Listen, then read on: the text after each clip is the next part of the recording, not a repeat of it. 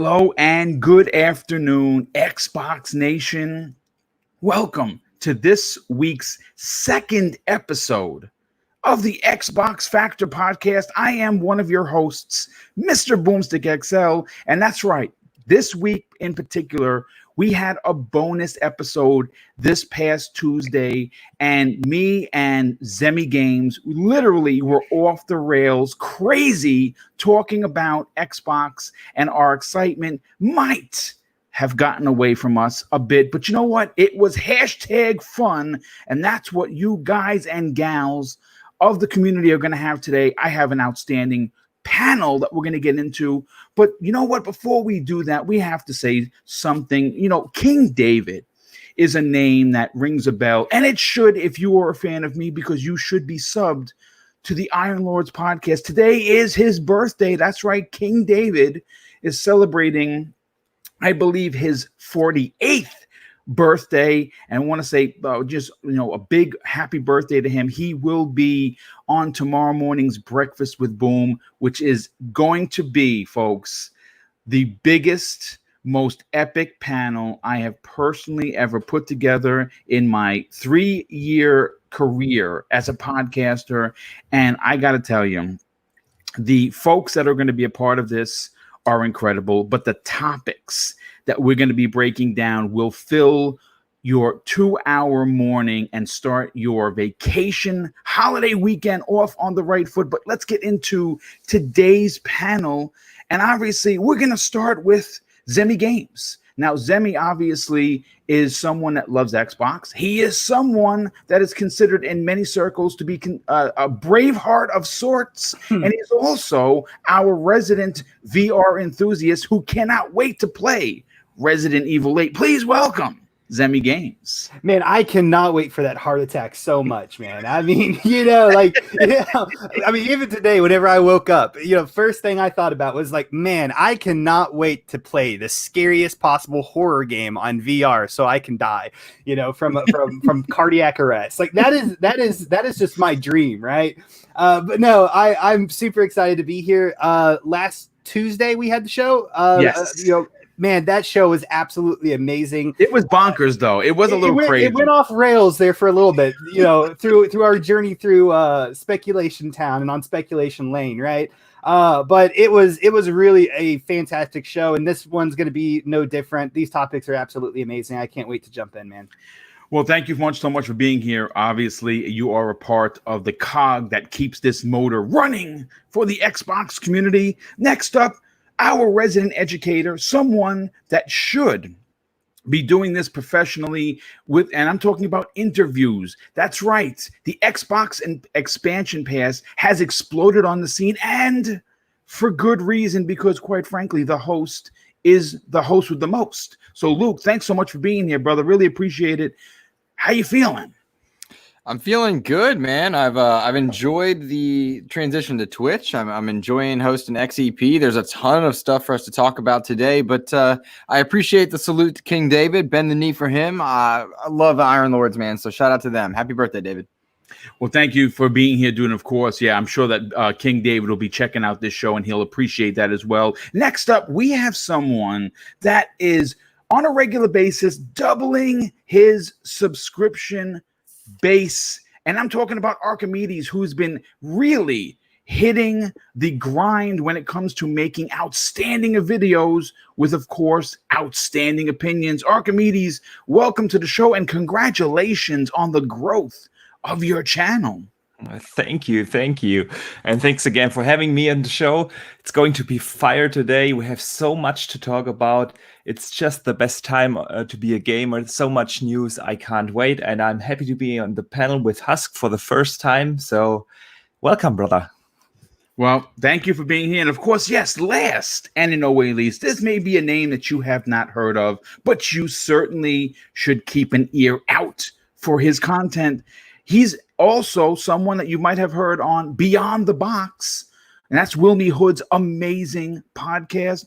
And Husk, thanks so much for being here, dude. Obviously, why don't you give the community just a kind of a brief breakdown of your community spotlights that you have been doing and where you currently sit in the community?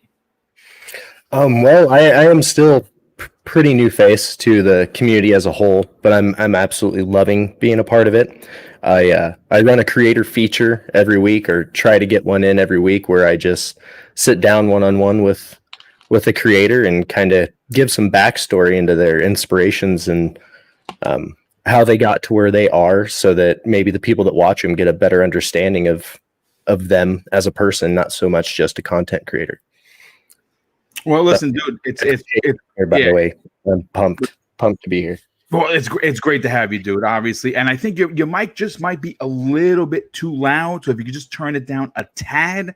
I hear some people in the community. I mean, on the chat, everyone Got it. Yeah. Okay. So yeah, it's much better, dude. So listen, first of all, thanks so much for being here. I'm glad that you're a part of today's show, and you see that there's someone missing from the panel. That's right, Mr. Badbit, our good brother, our PlayStation representative, who is on loan from PlayStation Nation, is off this week. He is recovering from a small surgery. Rest assured that he is due to my right hand, by the way. Well, listen, you know what? That is back. personal business that I didn't want to bring out on the air. But yes, you did pimp slap him, and you know what?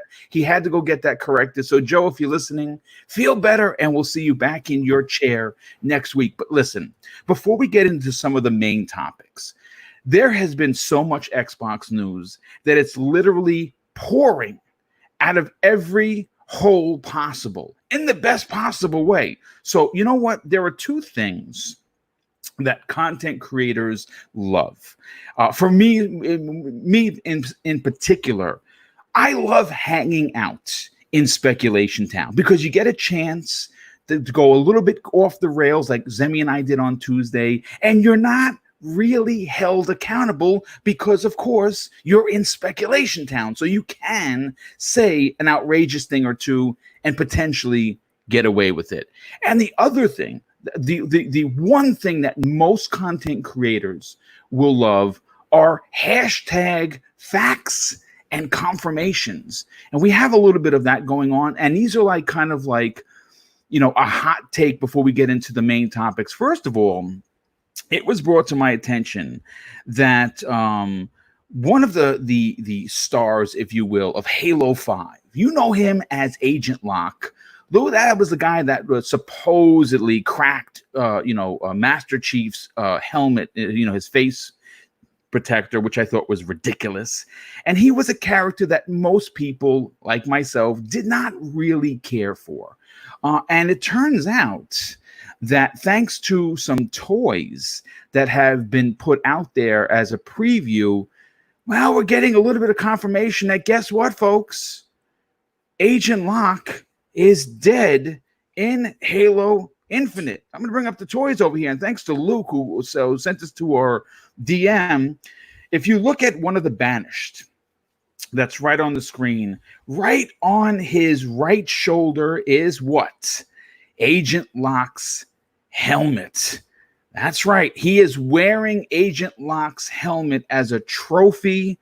And look, I kind of thought that Locke was going to die anyway. I kind of felt that it was going to open up with him potentially going with his team. Hopefully the rest of the team isn't dead, because I would be upset if Buck, kicked the bucket, so to speak. But Hawk, not so much. I don't know how he's going to die, when he's going to die in Infinite, but it looks like he's a goner. So, Luke, because you brought this to my attention, I want to get your opinion on this. Yeah. Is this actual confirmation or hashtag facts? No, it's confirmation that something is going to happen to Locke. The Spartan 4s and the Spartans of Fire Team Osiris did have custom armor specific to their team, and that is Locke's helmet. It would make absolute sense, because if you're unfamiliar, just a quick background on Locke. Locke is actually a very cool character that was very badly shown in Halo 5. He was an Oni special agent, so he was a Black Ops agent. Yes. That turned straight and narrow, I guess is the right way to put it, working for Spartans, which are their own military branch. And so there's a lot of possibility for really cool stuff there. And Halo 5 missed the mark on a lot of things. Telling Locke was absolutely one of them. They even failed Buck in a few ways, but it would make absolute sense if in the opening hours of Halo Infinite, we see Locke, who's supposedly a really good Spartan and very capable, the guy who did almost trap Master Chief, whatever. You can go into that argument there. But if you saw Locke go down or take a beating similar to the one Atriox put out in the opening minute of Halo Wars 2 onto the Spartan 2s, if you see Locke go down and they wear that as a trophy, what better reason to draw out the Master Chief or to bring him into this fight or to make a story beat there? Locke is out there fighting. He loses to one of, Atriox's lieutenants. Chief comes on, takes out the lieutenants, draws the ire of Atriox. Like, there's a lot of ways to make story pillars across a 10 plus hour experience there. So whether it's confirmation or not that he's dead, it's definitely confirmation that his presence will be noticed by way of his absence or something. I'm stoked for this because Locke has the potential to be very, very interesting in his death. He was just badly shown in Halo 5. Like many things were. Yes. But a Black Ops agent is cool. Like, that is a cool thing. So, there's a lot to unpack there. And you know what? You actually bring up some tremendously fantastic points. I think that the reason why Locke was not accepted by the community the way he probably should have wasn't because he is a terrible character. I don't necessarily think he's a terrible character. I think he was horrendously misrepresented in the game. And I think it's a shame because obviously you are bringing in a new character. Now, granted, they did have a live action. I guess you can call it a film prior. Yeah. Which wasn't that good, but it wasn't that bad either. Listen, it was live action Halo, and you know what? I'll take it even if it's bad. And it represented him better there because you got a chance to know who he was. It's just that they didn't take the time. And I think really what hurt Locke as a character, what really set people off about him as a character, is the way that the game was presented in its advertising. It was just totally different from what you played. So a lot of people were annoyed, and it is what it is. But I like your point on the fact that he could be, what you said is there could be an interesting story told potentially if he dies and how he dies. And for all we know, maybe he didn't die. Maybe he just got beat down and they thought he was dead. They threw him off a cliff and he's hanging off there and they took his helmet. Who knows? We're going to find out very soon and hopefully be playing Halo Infinite this fall. But Zemi, I want to go to you next because in the private chat, while we were talking pre-game, yes, in the backstage, in the green room, yes, you had some interesting hold on a sec. Let me clear my throat. #hate for Locke. Why don't you break that down? Yeah, well, I do want to say something though, because because as soon as you said that he was dead, or you insinuated that he might be dead, right? I was just caught with joy, pure excitement. I mean, I think I said something along the lines of, I hope they kill him again so they can, or I hope that they resurrect him so a grunt can shoot him in the head and kill him again, right? Like, I did not like that character, but I will say, Luke, I'm a little disappointed because Spartans can't die. Spartans never die, right? So, I mean, it's kind of impossible for Locke to die because, whenever they put him in the books, they're just going to put him in as MIA, right? It's just like a little bit of Halo lore because, like Spartans never die, whatever. Anyway, but realistically, yeah, I mean, this toy, it doesn't necessarily mean that he's going to die. It means that he's probably not going to have a very good day, at the least, right? Because I mean, it is possible that he could just get the crap stomped out of him, and that's how his helmet got onto this Atronox shoulder or whatever, right? Onto like the Banished shoulder. So it doesn't necessarily mean that he's gonna die, but I really do hope he does. Because I just love the Chief so much, man, and just the way that that Locke and Chief played off each other. I just did not like Locke as a character. I didn't like how he was acting. I did not like him as a character. So if he does die, I think that's great. I'm really excited for it. And like what you said, Boom. I hope nothing happens to Buck, because I absolutely love Buck as a character. Yeah, I really me hope too. nothing happens to any of his team. But Locke, I do not like that man. And I will agree. I think a large portion of my dislike for him was just how he was portrayed in Halo 5. I think if he would have gotten his own spin-off game, his like own maybe ODST kind of game where he's like the main character and whatever, I think, I would probably really like him as a character, right? But whatever you put him up against Master Chief, I mean, Master Chief is always going to win in my heart, right? I mean, I love Chief, right? I mean, so bye, Locke. Please don't come back. Well, listen, and listen, everyone is entitled to their opinion, and obviously that is yours, and we definitely appreciate the honesty. But I want to go to, of course, Archimedes. Archimedes, obviously, everyone has an opinion regarding what they're seeing here, and of course, I thought the worst. I said, well, if the helmet is there, they are trying to insinuate that he was beaten down, potentially killed. What are your thoughts on the toys giving this story beat away early? It's surprising that we learn more from the toys right now than from Microsoft. Yeah. What about Locke? I'm a little bit torn here because I thought Locke was actually a good character. That wasn't the problem with him in Halo 5. The problem was that people didn't want to play as him. He could have been in the story, but people wanted to play the Master Chief and not Locke. That was the problem, and that's probably why many of us started disliking Locke. Not because he's a bad character, but he isn't supposed to be the main character in a Halo story. So yeah, I'm excited to see where they are going with that. I mean, it has the potential to also cut a little bit loose from the previous Halo storylines, because I think I said it before on this show. The problem with Halo at the moment is that the story got so complex and overly complex, for sure. Overly complex and very confusing, especially for those who are new to the franchise.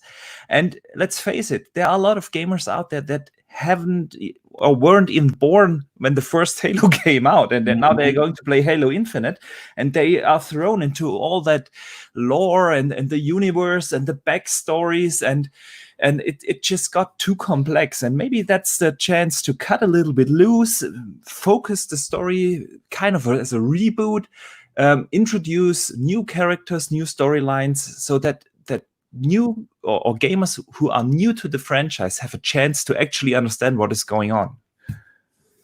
And that's a great point. Obviously, that's a fantastic point. And you know what? They have to tell the story so it's understandable to longtime fans, which I think that four had a story that was good. The story was really, I enjoyed it, but towards the end of it, it got a little off the rails. And 5 was just, again, I just said it, overly complex for no reason. I just think that, you can tell a great story and you can have a great background story, but you don't have to confuse your players to say that your story is relevant. And I think that's what's been going on recently with 343. And let's hope that they have figured that out and really turned it around for Halo Infinite, which is launching this fall. And let's bring in, last but no way least, Husk, your thoughts on the potential of Locke going down. And we don't know whether or not that's going to be, saving his team. We don't know whether that's going to be him trying to go behind enemy lines, or they go out hunting him and Team Osiris. We don't know. But whatever it's going to do you think that this, these toys give away, like a story beat that really was trying to be, put back behind closed curtains? No, I think this is done purposefully. And I honestly, in my opinion, I'm going to make the assumption that they're going to make us believe Locke is dead until later on in the story. I don't want to see him disappear from the franchise, but like going back to Halo 5, like their marketing, it was a marketing disaster. It was pre-Halo 5 with Hunt the Truth. They marketed it so wrong, and then the story just was so unbalanced in 5, and it took away from Chief and his team. Like I was telling Zemi earlier, it's like you finally bring in Chief and his team. Like they're on screen together, and you get to play as Chief and his team like 3 times throughout the whole game. That's it. Yeah. So they messed up there, but this is definitely. I mean, that's Locke's helmet. So they're at the very least going to make you believe he's dead. I honestly, I don't want him to be dead, but I'd like we talked about earlier, I'd love to see a spinoff. You can't go in and step on the toes of the main character of a franchise that's been around for as long as Halo has.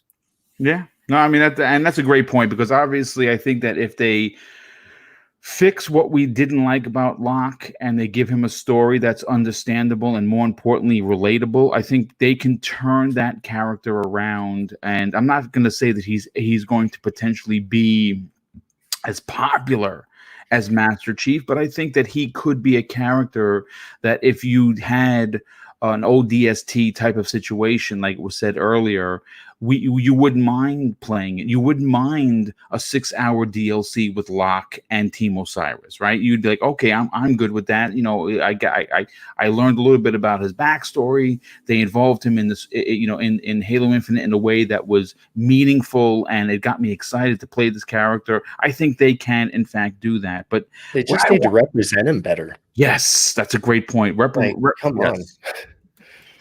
Yeah, I hope it's a very brutal, like Game of Thrones like death. Yikes. Well, listen, there needs to be some punishment for what he did in Halo 5. There needs to be some reckoning, okay? I just want everyone to know this is a side of Zemi that I've never seen before. Quite frankly, I like it. You don't mess with the Chief, okay? He broke his visor. All right, that is such disrespect. Okay, Chief is the daddy of all Spartans. Okay, and you don't do that to your father. Yeah, well, listen, I cannot argue with that. But listen, what I want to do is I kind of want to just bring this conversation around to the second part of confirmation. Now, we have been talking on this particular show for months now about the Xbox Series S, aka Lockhart.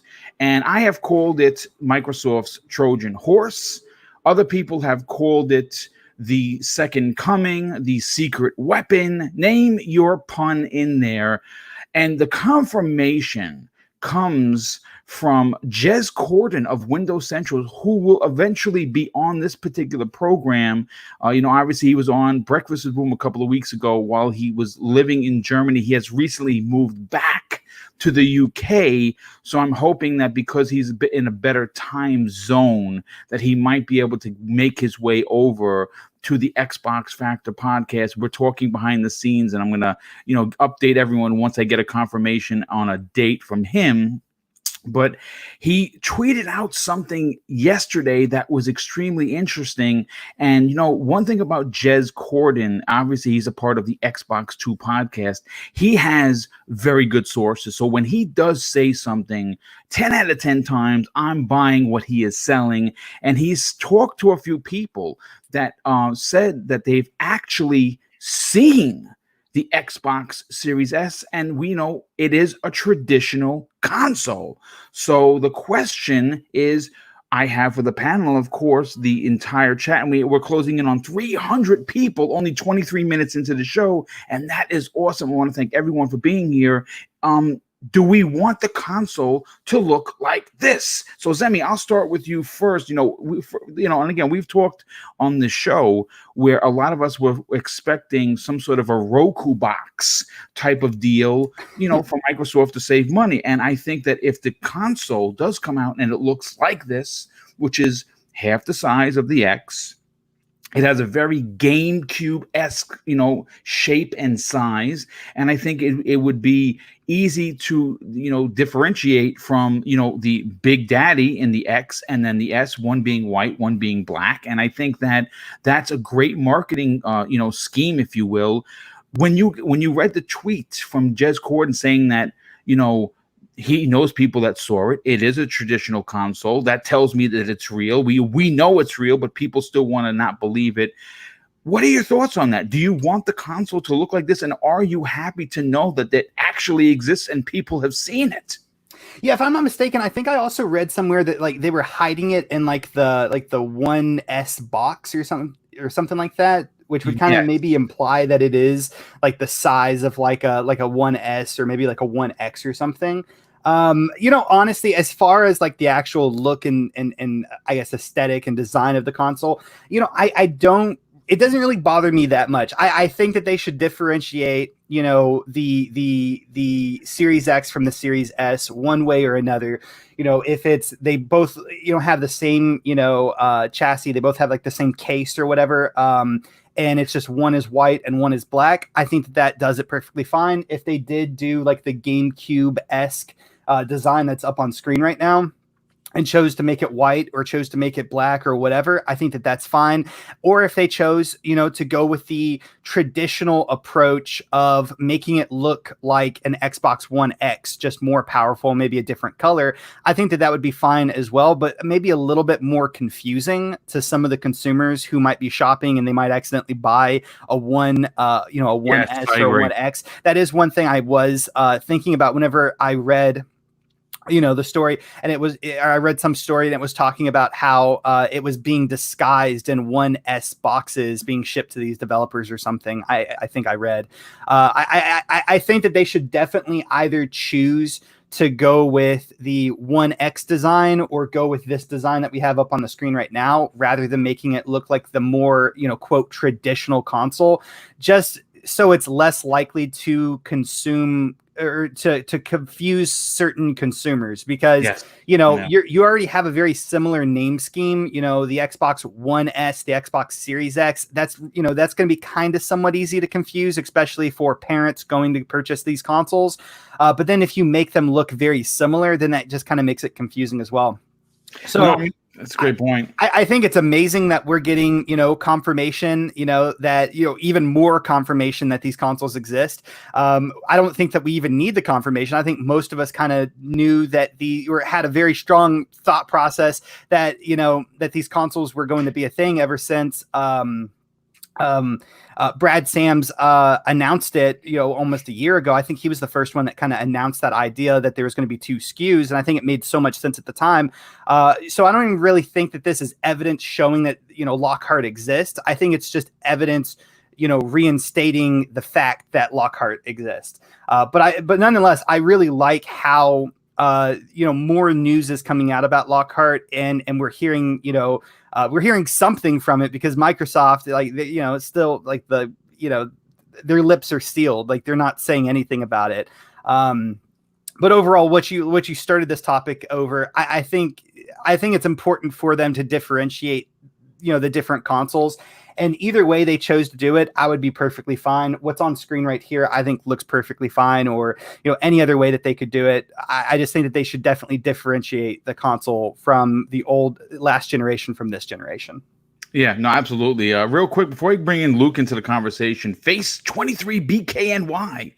Thank you for being here, my brother. He drops a very generous $5 super chat and says, thoughts on next-gen games being $69.99 and what he is referring to.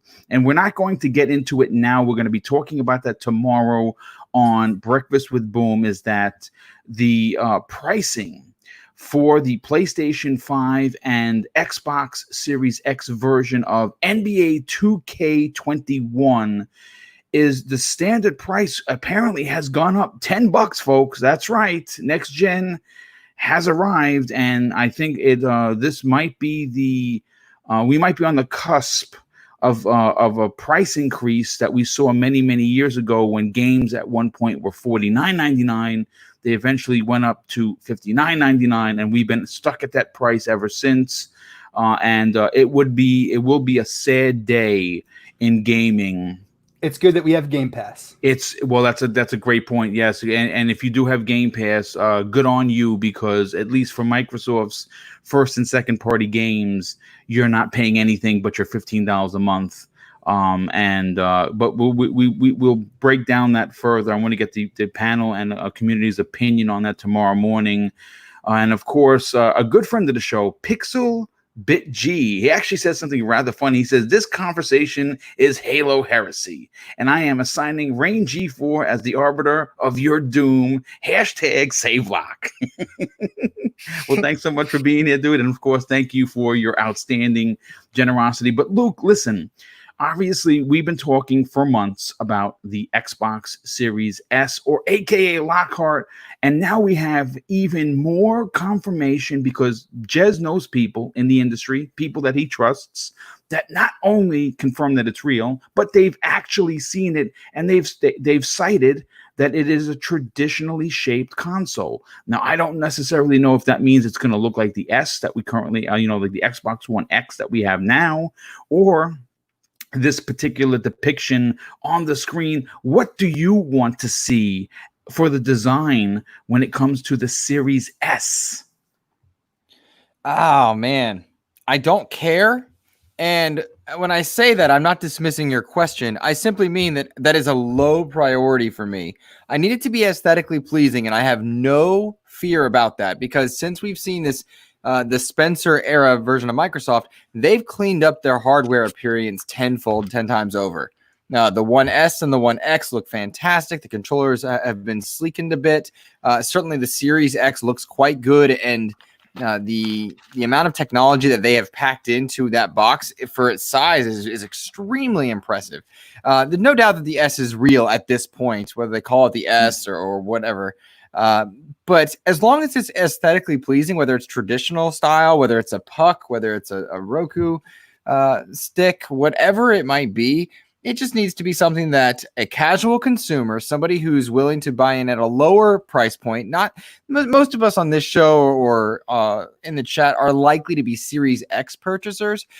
This is not probably for them unless it's a second console. So I think there'll be, whatever it is, it needs to be fashionable and something that is appreciated. The One S design, the One X design is a wonderful model to work with. I think they would probably do a few variations just to differentiate, but that's a fine console look. If they do a cube similar to what we see, this render that's been going around for months at this point, that's also great. The one thing I do hope is that it doesn't look like the Series X. I think that is a distinctive look that should do for the series brands what the One X is trying to do in it with its appearance there, in that it shows its premium, if that makes sense. Yes, yeah, that's a great point. Yeah, that's a great point. So that is my hope. I hope it's aesthetically pleasing, which I'm not worried about. I don't think it really matters.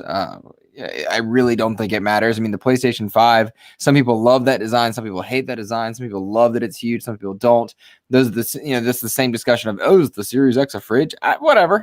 We don't actually care as long as they work. As long as they work. I mean, that actually makes a lot of sense.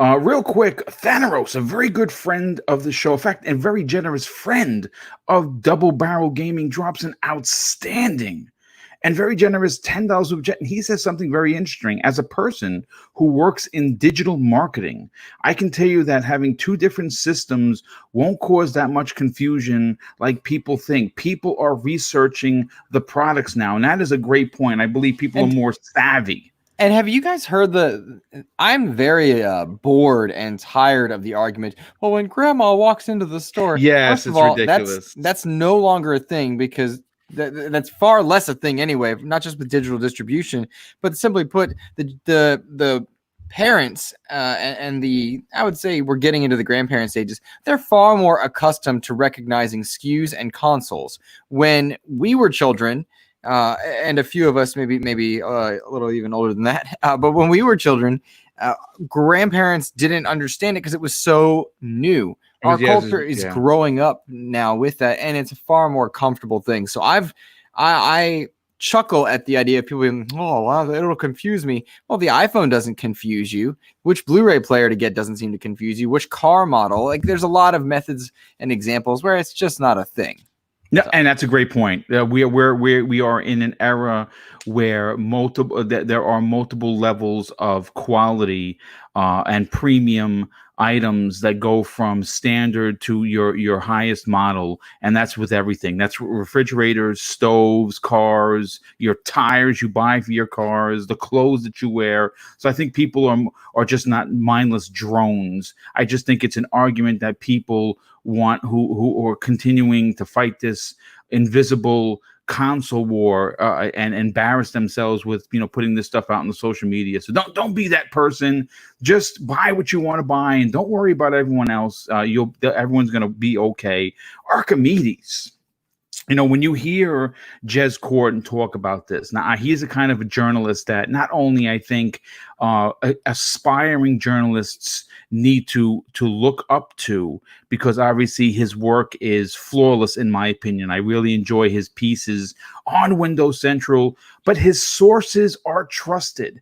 And when I read his tweet, I found it very interesting, but also very exciting, because obviously we've been told by many naysayers in the community that the S does not exist. And in fact, this is complete confirmation that it does. Do you want to see the Series S look something similar to what we have on the screen here? Yeah, well, since we are on the topic for the Series S, I first have to do a little self-advertisement here, because yesterday I dropped a video regarding the Series S or Lockhart, and resuming basically everything we have heard and comparing it against the One X and the Series X, and analyzing whether it's a good idea. And I wish Chess had tweeted that out 2 days earlier, so that I would have been able to use it in my video. Yeah, I saw some people coming at you like, yeah, they just talked about it. Yeah, exactly. So, yeah, I mean, to be honest, I'm kind of here with Luke on this one, because to me, the looks of a console isn't that important as long as it serves the purpose. I always say I follow the function over design, and that's why I really love the design of the Series X, because it is a design that is like it is because it serves the purpose to be a powerful and quiet machine, and that is what I appreciate. But I do get why Microsoft might want to have a more traditional look with the Series S, because if you think about it, who is the main target customer with the Series S? It's the casual gamers, and they want to fit that thing easily into their entertainment system. It has to fit into these IKEA entertainment centers. It's just where most of the Series S will be in not in an IKEA, but you know where I'm getting with that. The hardcore gamers like us, we are all getting probably the Series X, and we will fit that Series X into our entertainment systems, no matter what they look like and how big they are. And but the casual gamer is probably more happy with a traditional design. He can fit it into his entertainment center next to his Blu-ray player or whatever, and just be happy with it. So I would understand why Microsoft chooses such a design. Well, you know what? Listen, I'm in the camp where, you want to make this box. First of all, what we have to remember is that, and Luke brought up a great point, the technology that's packed into the Xbox Series X is done in a way for maximum usage, where there's not going to have zero heat-related issues. The console is built with an engineering mind unlike anything we've seen, and again, it makes you wonder why Sony's design is so off the walls crazy. I'm not saying that it's not. It's the worst thing I've ever seen, but the console is, I believe someone measured it, I think it's anywhere between 4 and 6 inches taller than the Xbox Series X, which is a sizable box. It's it's like something from a PC, and I think that's because Sony just was not prepared to have the heat issue that they were rumored to be having, and I think that's what made this thing. I mean, you want to talk about a monster? It's monstrous in size. So when you look at this one over here, when you look at what we have on the screen, there's a good chance that it's going to be not only smaller because it's going to be less powerful, but it's going to be form functioned. And I believe that it could potentially look like this. And I agree with what you said. But you know what, Husk, let's bring you into the conversation as we close out the opening of today's show. For you, knowing that the S exists, is it something that you think is going to be not only a big seller for Microsoft, especially if it's priced right, but do you like what you're seeing on this? Is it appealing to the consumer in regards to its design? I honestly think, like you were talking with confusion and stuff, there shouldn't be any. From box art to form factor, they're going to be easily separated just to anybody's eyes. I don't mind what form factor they go with. It would make sense to keep it similar to the Series X. Just like Archimedes was saying, function over design. So I don't know if it works. That's all I care about. It's going to sit on a shelf regardless of what shape it is, and it's going to serve its purpose. So I think it'll be just fine no matter what they do with it. Yeah, no, and I agree. That's a great simple point, but actually very effective. And real quick, obviously, I know there's going to be some people may be asking in the chat. There was some confirmation from Tom Warren of The Verge that the Series S, that's right, the little brother to the X, apparently has a better CPU than the PlayStation 5, which really could mean big trouble for Sony, especially if they're going to be asking for $400 and $500 respectively for their console. But we're going to be breaking that down, that whole conversation with Tom Warren and the community, and what this means for Microsoft moving forward to launch this particular fall with a 2 SKU attack that I've been talking about for over a year. We're going to be talking about that's one of the big topics on tomorrow's epic Breakfast with Boom. But you know what? Let's get into one of the main topics. But before I do, let me just catch up on some of these super chats because they obviously are coming in. And we have this one. Heartbeat Dawns drops a very generous $10 super chat and says this: I guess parents are buying the S for their kids and the X for themselves. At least that's what I'm doing. Great show, guys. You got me hyped for the Xbox again ever since I heard you. Well, hey, dude, listen, that's really awesome of you to say. First of all, I say welcome. Thank you so much for being here. Thank you, of course, for your outstanding generosity. But more importantly, I want to say a thank you a third time for the awesome compliment, because you know what? It's really nice as a content creator to know that people are not only enjoying the content, but getting excited about said topic because they're listening to the show. And Regulator 951, hey, dude, welcome to the show. He drops a very generous $5 super chat and says, I'm going to get the X for myself and get 2 Lockharts, one for my son and one donated to Gamers Outreach. That's dope of you, dude. That is a great cause. Good on you. Great show, Boom and panel. Well, thanks, dude. And of course, thank you for the super chat. And yes, I agree right there. I am buying both consoles day one. I'm getting the X for my main hub where I play my games. And for the bedroom, I'm going to get a Series S so I can still enjoy Xbox. Even though I have, you're going to be able to use xCloud, I would like the smaller console in my bedroom for all of the apps and everything that's going to be available. So yes, I'll be buying both consoles day one as well. But you know what? Let's get into one of the main topics. Let me just swap out this so you can see everyone who's here, and let's do that now. And now look, I'm going to skip ahead from topic 1 because it's interesting, but it's topics 2 and 3 that are going to have a vast number of opinions, not only on this outstanding panel, but with, of course, the chat that is closing in on 400 people live here. And I want to say thank you again for everyone being here. And I also want to just say this. If you are new, I want to politely ask that you subscribe to Double Barrel Gaming. It's something that I get scolded on a regular basis from some of my peers that say that I don't ask enough. And you know something?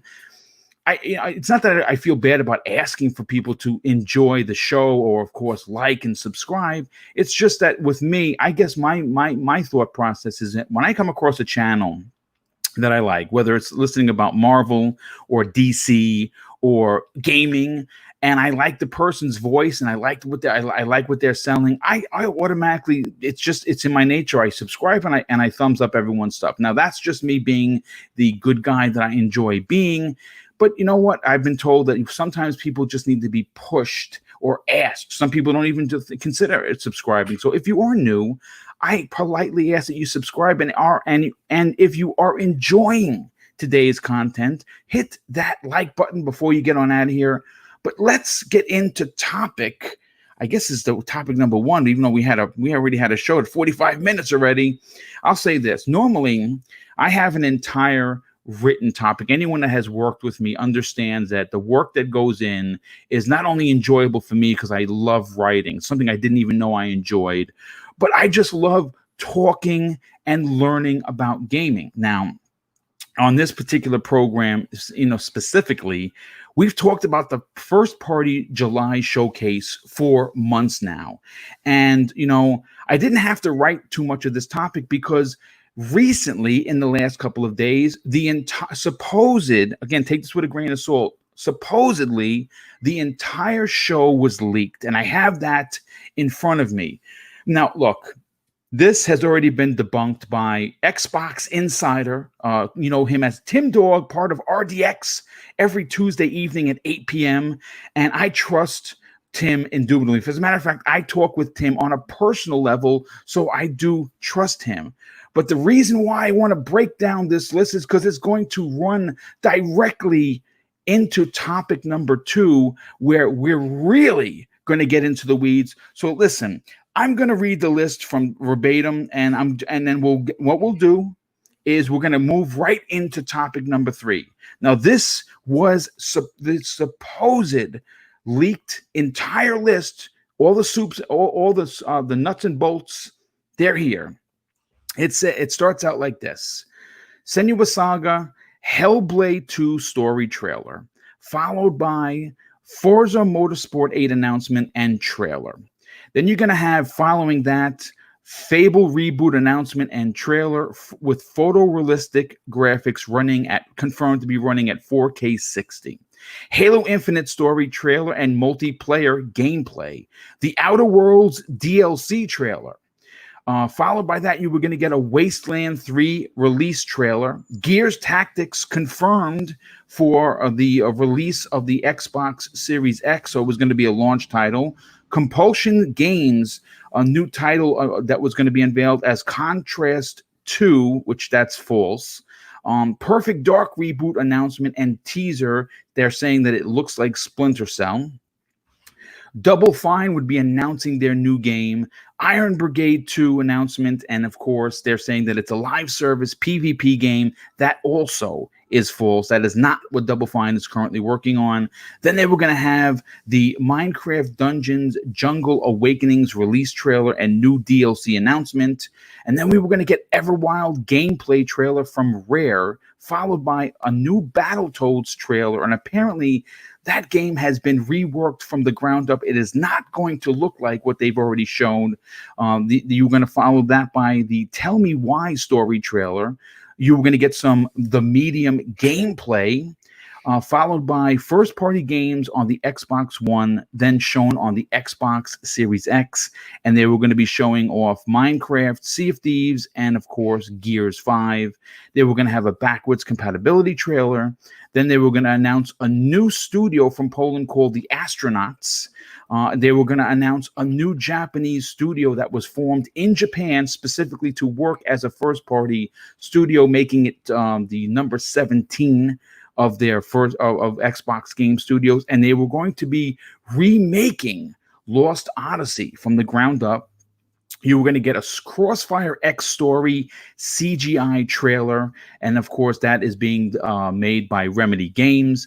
Then you were going to get Control running on the Series X. And then followed, last but not least, Crysis Remastered Series X gameplay. And that's the whole show, folks. Now, look, I'm going to say this. At first glance, I will gladly admit that not only was I taken aback, but tremendously disappointed. And though after rereading this list while putting this show together, I kind of sat back in my chair and I thought that there were enough wow factors here to be not only relevant, but could potentially trump Sony's PlayStation 5 reveal, which happened a couple of weeks ago. And I thought, I honestly, after reading and putting the show together, I thought it actually was leaps and bounds better. But I will admit easily here that there are at least 6 to 8 announcements that have zero business being a part of it. And I'll break that down, and then we're going to get into topic number 3. First of all, the Outer Worlds DLC, that does not need to be there. As much as I'm excited for it, as I cannot wait to see what they're doing with that DLC, that's not what needs to be there from Obsidian. Okay, this is something that could be on an Inside Xbox. The Minecraft Dungeons Jungle Awakens trailer does not need to be there. I think that is you're wasting time. The Tell Me Why story trailer, again, Inside Xbox, does not need to be there. The backwards compatibility trailer, folks, we already know what we're getting. They don't need to talk about that. Wasteland 3 release trailer. Listen, folks, I understand that people are excited for that game, but that is a game that does not need to take up the July first party showcase space, in my opinion. And we don't need to see Control running on the Series X, and we don't need a Crysis Remaster Series X gameplay trailer. We just don't need these things. But then I wrote topic number 2. And obviously, this is already an epic show. We had some off the cuff kind of conversations before getting into the main cusp of the show, and we already have over 400 people here, which is awesome. But here's my question to the panel, and Luke, I'm going to go to you first, brother, because you had a lot to say in the DM regarding this particular subject, and I'm interested to know your opinion. But here's my question. Are we expecting too much from the July first party showcase after the leaked list? And here's the other question. Do we deserve not only a better reveal list, but are you as a gamer expecting it to be industry shaking where it does become the night of mic drops? Oh man, regardless of this leak lists, I mean it's been debunked on a couple different levels, and yes, it has. Comfortably saying that's fake, and I'm glad about that because if true, that would be tremendously disappointing. And there's a caveat in all of this, and I'll expand on that in a minute. But the idea of this showcase is to really solidify Xbox's place in the gaming future going forward. The fact that they survived through Xbox One is a testament to newly found great leadership and really some hard work by a lot of people to rectify what happened in 2013. And all credit to them. Again, if they lost this generation at 50 million units sold, that's pretty darn great as far as boxes is concerned. Creating Game Pass, creating games with gold all during this generation, modifying things, adjusting things, xCloud coming in. There's a lot to be proud of in that. But all that said, it hasn't sold 2-to-1 numbers the way PlayStation did, and it's not selling at 3-to-1 numbers the way Switch is currently doing. So we have to respect that and recognize that Microsoft doubled down on their gaming initiative when they pushed xCloud, when they bought studios, and when they created Game Pass and have really flooded it with high top tier titles consistently since its inception in 2017. But all that is for naught if they don't launch well into this next gen. And they know that. They clearly recognize that. They need a night of mic drops. Now, the caveat in all of this is if that fake list were somehow true, which it's not, but if it was, if Fable and Halo both impressed us on a God of War level, all right, cool. We're good. We're good. There's very, very little needs to be done to win over gamers. on a mass scale. And again, I speak to the fact that the people listening to this show expect and want more, but we're not the primary customers that they need to sell to. Many of us are already sold on either a Lockhart or a Series X. They need a night of mic drops. They need mic drops from start to finish. They can have a little bit of fluff, but not much. And it needs to show us why the Xbox brand is the brand to choose moving forward. It can't be all about back and pat. Can't be all about legacy. That hasn't moved the units, even though many of us love it. I adore back and pat. It can't be about services. I adore Game Pass and xCloud.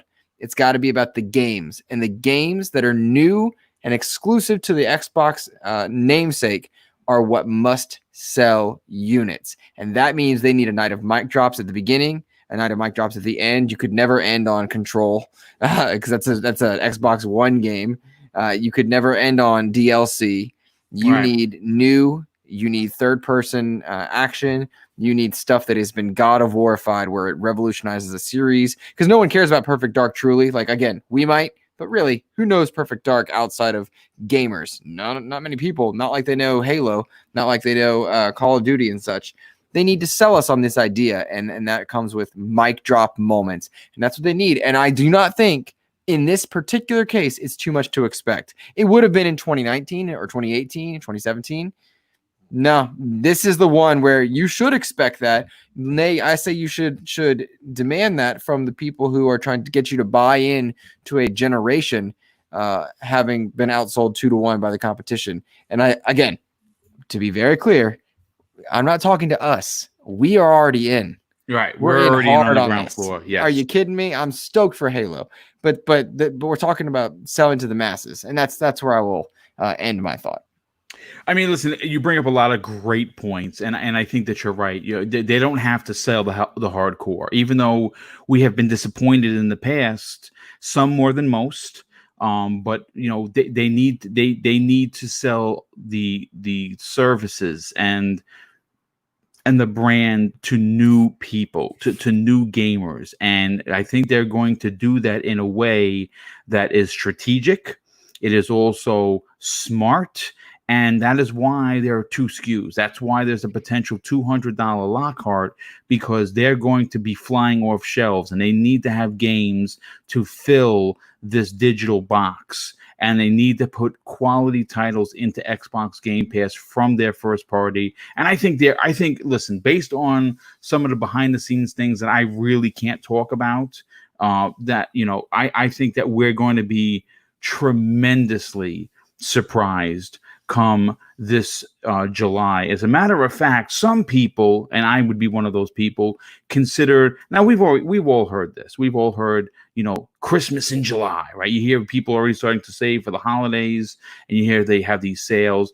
Well, it's going to be Christmas in July for the Xbox community, because we're getting this event. And Zemi Games, I want to go to you next, because, you know, look, even though I don't have it in the show notes, we do have confirmation once again that this event is supposedly happening the week of July 20th.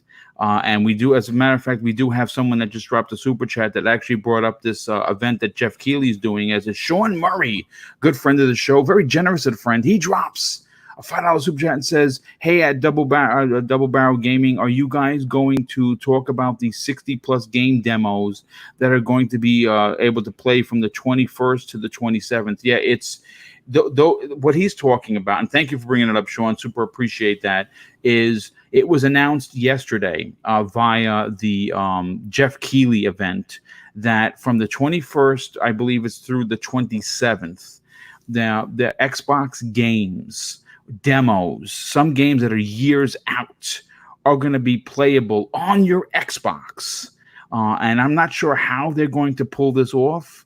I think there's going to be a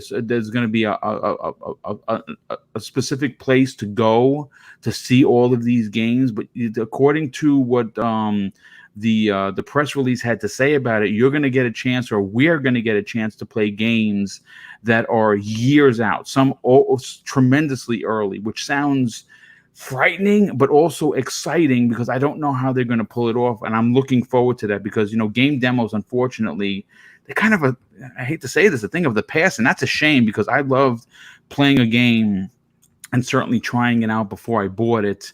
But we'll see. But Zemi, listen, this list was massive, and obviously, again, folks, it has been officially debunked.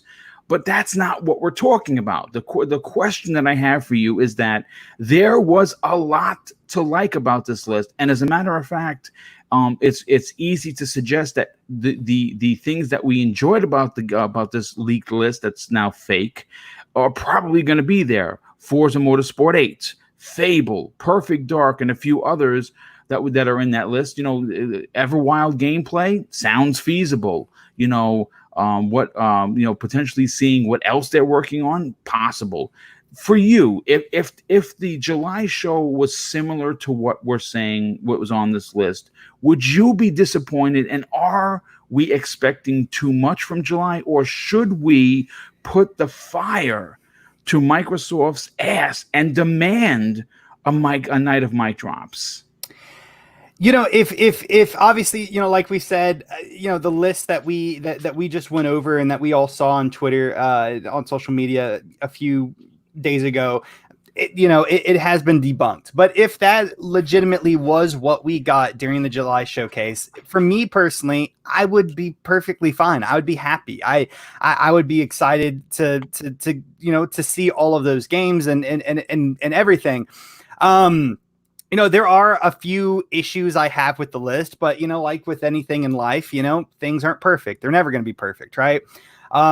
With as far as the mentality of what people are expecting, I think generally people are probably expecting too much. That's just my personal take on it.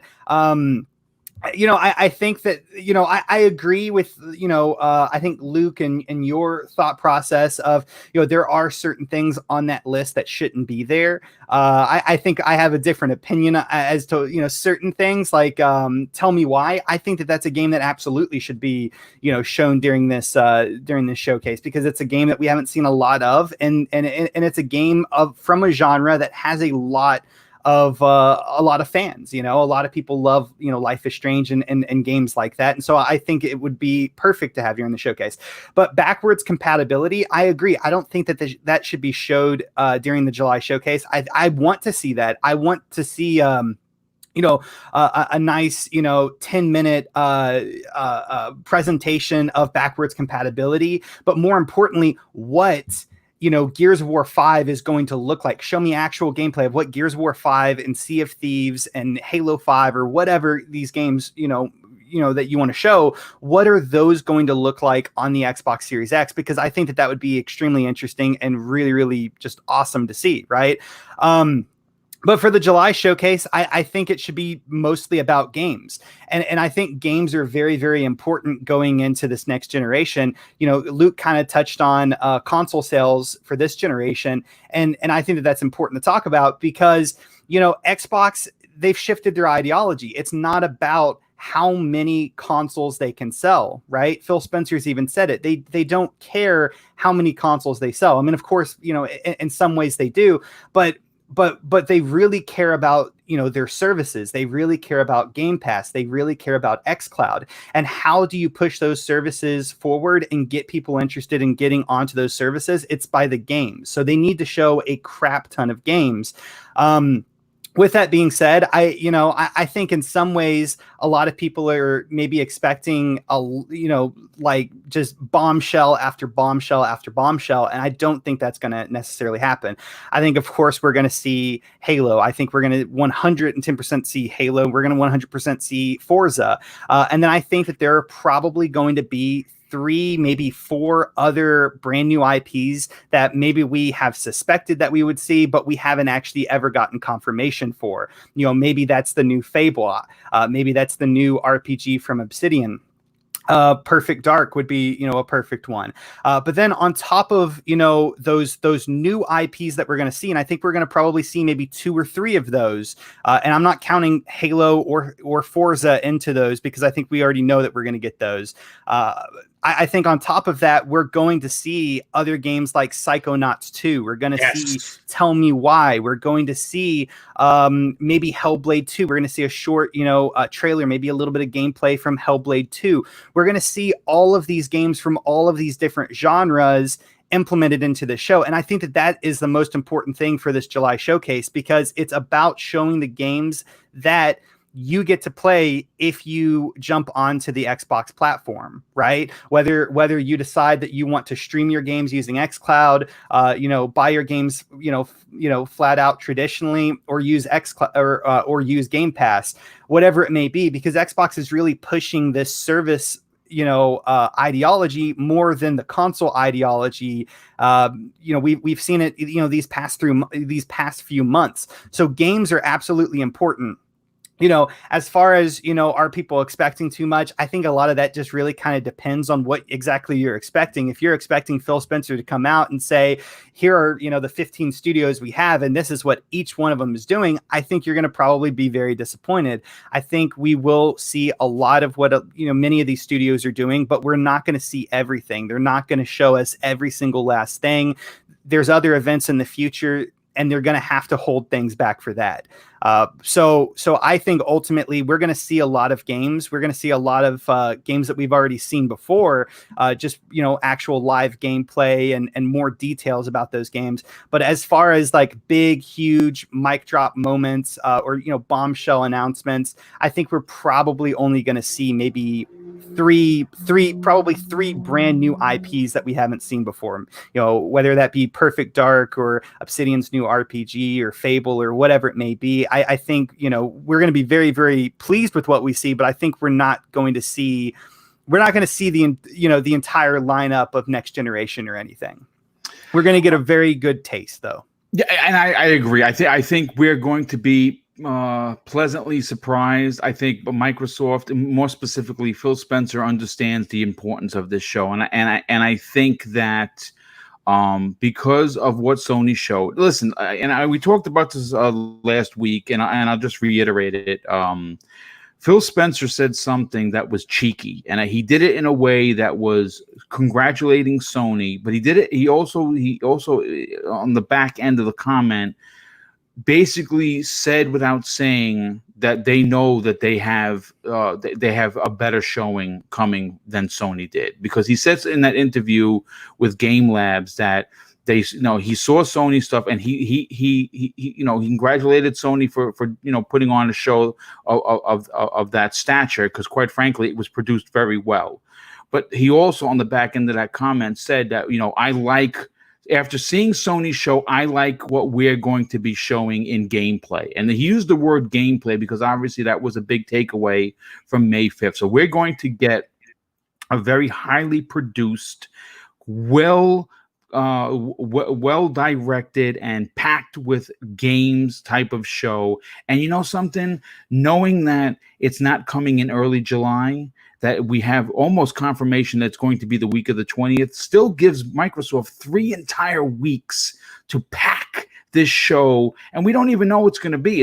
People implying that it's going to be only an hour. I don't think it's going to be an hour. I think it's going to be a 90-minute program that just completely knocks our socks off. And speaking of knocks our socks off, let me just catch up on some of these super chats before I bring in Archimedes.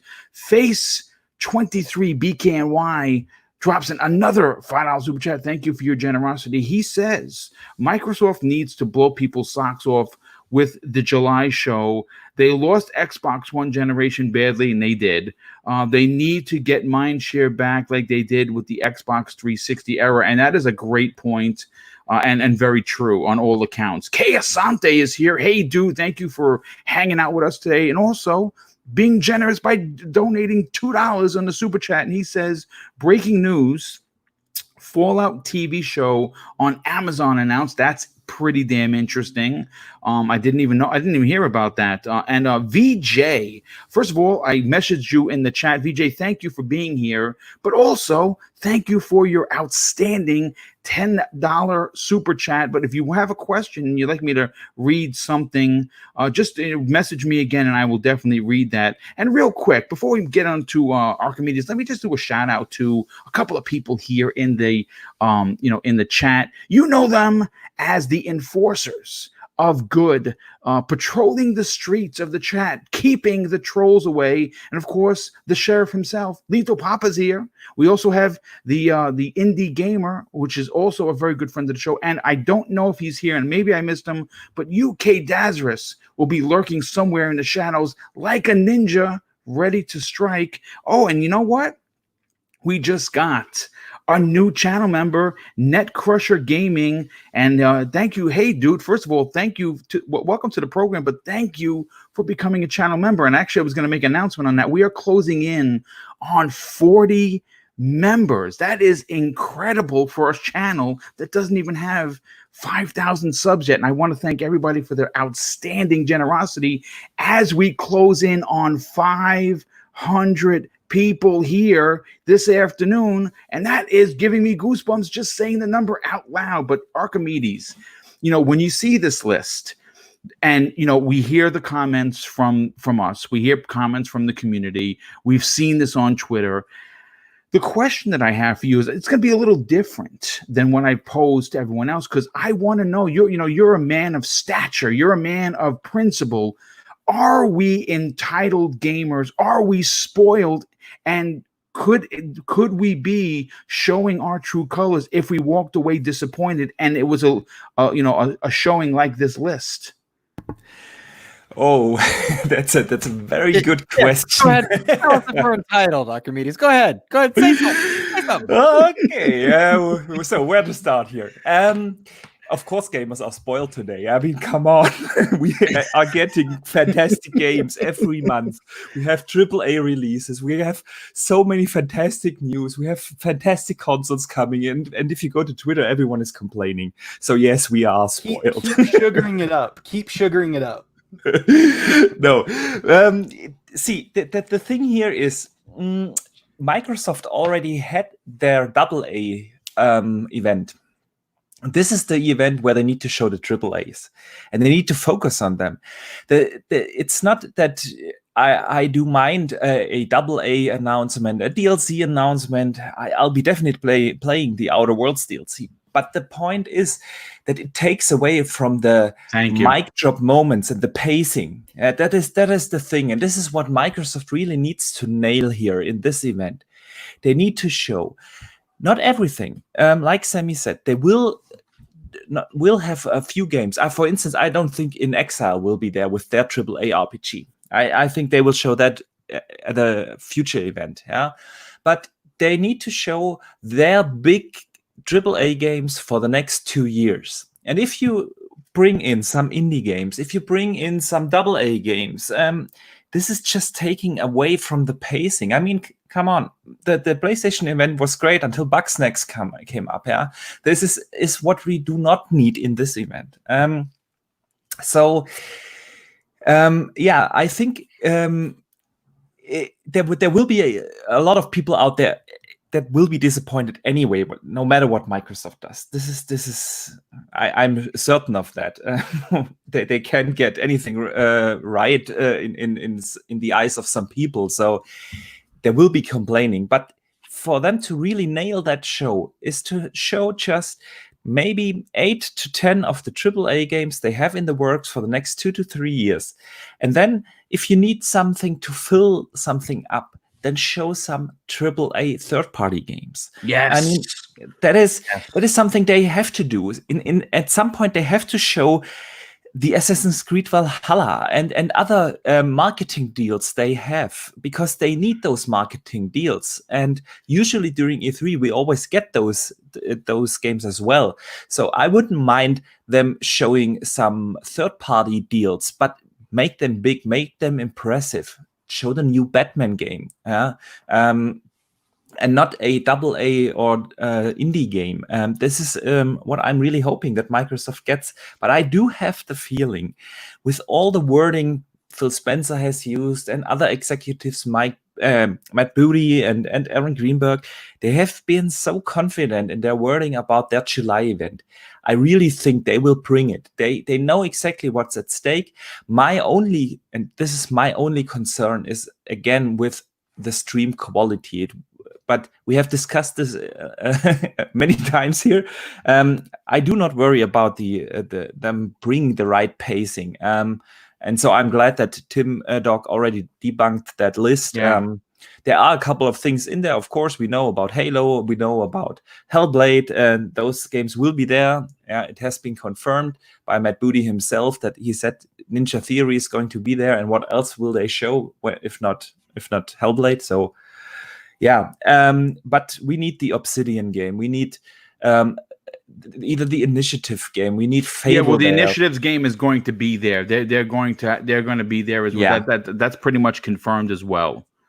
Yeah, agreed. And so, I think we are in for a treat at the end of July. Yeah, we certainly are, and actually July is going to be even better because I have a lot of people going back and forth talking about how exciting it is to be able to play these demos on your Xbox. Like, you're literally going to be going to E3 without having to leave your living room. And I think that is not only impressive, but it's something to applaud. And again, I don't know how Microsoft is going to pull it off. I don't understand the technical side behind because they're talking 60 to 75 games, folks. We're not talking about just a handful of games. They're saying... And another thing just to add in there's no way that it's just going to be 60 first-party games. Like, excited to see what demos we get to see of third-party. Yes, and that's exciting too. That's a fantastic point. And you know what? Closing out this topic, which I thought was going to be a lot of fun and definitely hold up a lot of time. Husk, when I read out the list out loud, did anything jump off the page that you felt did not belong there? And would you be disappointed if those games showed up at this, night of mic drop, announced titles? I really didn't like seeing DLC announcements in there, or even necessarily release date announcements for games especially that we've already seen and we know exist and know are coming. It's definitely not a terrible list, but I also wasn't awestruck by it by any means. There are at least a handful or so that could definitely be featured elsewhere at a different time. But if they do things properly, even with that list, and save the best for last, the not so attractive parts of the show could easily be overshadowed by the bigger games such as Halo, Hellblade, Fable. I don't think we're asking too much at all. And I honestly think Xbox knows everyone's expectations are high and they want to try and meet those expectations. So as long as the show has a good flow and plenty of gameplay, and saves like the bangers for last, I don't think I'll end up disappointed. I don't think it's make or break either at all. I know Phil and his team are ready for it, and however the show pans out, it's not make or break. Yeah, I don't think it's make or break per se, but I think that this is a defining moment in history for Xbox. And I don't think that, if they have a bad showing, everyone's going to, everyone's going to just completely pick up their Xboxes and run outside, do a YouTube video and burn them. I think it's make or break, just to be clear. I would respectfully disagree. I think it's make or break. See,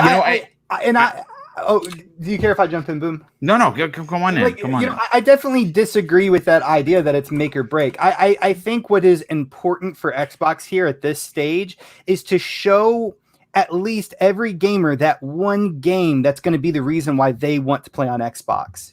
All of the PlayStation consumers that are watching, every gamer that watches, Xbox should provide everyone with at least that one game that they look at and they say, man, I have to play that. There's no world in which I'm not going to be able to play that. And the glorious part of that is because of Xbox's ideology, they don't have to go and drop $200 or $500 for that console. They could play it on their smartphone. And I think that's the most important thing, is that they just show enough games and enough variety of games, and the quality of those games are so good that there's at least that one game for every single person that they walk away knowing that they're going to have to play that game come hell or high water. I think that's a great point. I'm not sure who actually quoted this, but I wish I did, because it's a fantastic quote. If you walk away from like a game show, like an Xbox show or a Sony show or a Nintendo game, and you find 3 or 4 games that you're really into, they've done their job. Absolutely. They've won the day, so to speak. And I'm going to be honest with you. I'm going to be honest, folks.